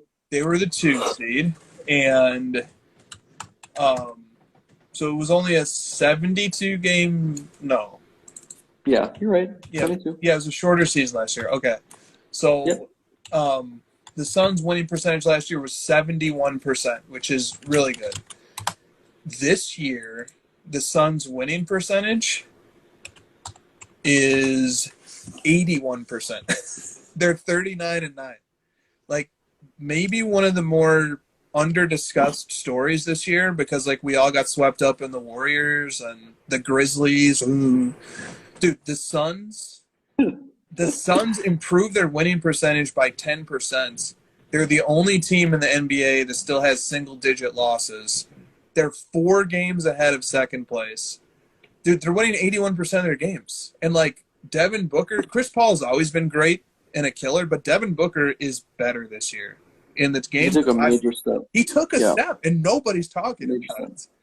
A major step. I've been watching all their games, and I always watch their 10-minute highlights. I know you probably do the same thing. I watch the 10-minute version of the games. He's made a step up, like statistically, PER, like his efficiency is up a little bit, but also like he just is really aggressive this year and really going for it, which I like. I mean, I don't want to talk about the Suns. It's my favorite team, and the Cardinals shit the bed when they had a great start, so I really don't want to get into that. This is Cardinals just different. fucking. But this is different, man. Like the Suns were like the best team in the NBA for the second half of last season on, and then they continued into this season, and they went to the finals last year. Like if the Cardinals like went to the Super Bowl last The year, Suns are not a small market. Small markets don't get respect. The Phoenix is the 6th biggest city in the country. It's not a small market. We're fucking huge. plus like Phoenix is like East LA. That's what they call it. It's the 6th biggest city population-wise in the entire country. It's not a small market. I don't understand that argument. Like, Oklahoma City is a small market. Suns are not. They're big, and they have a lot of history. The Suns are a massive team. I hate that argument. It's really actually offensive.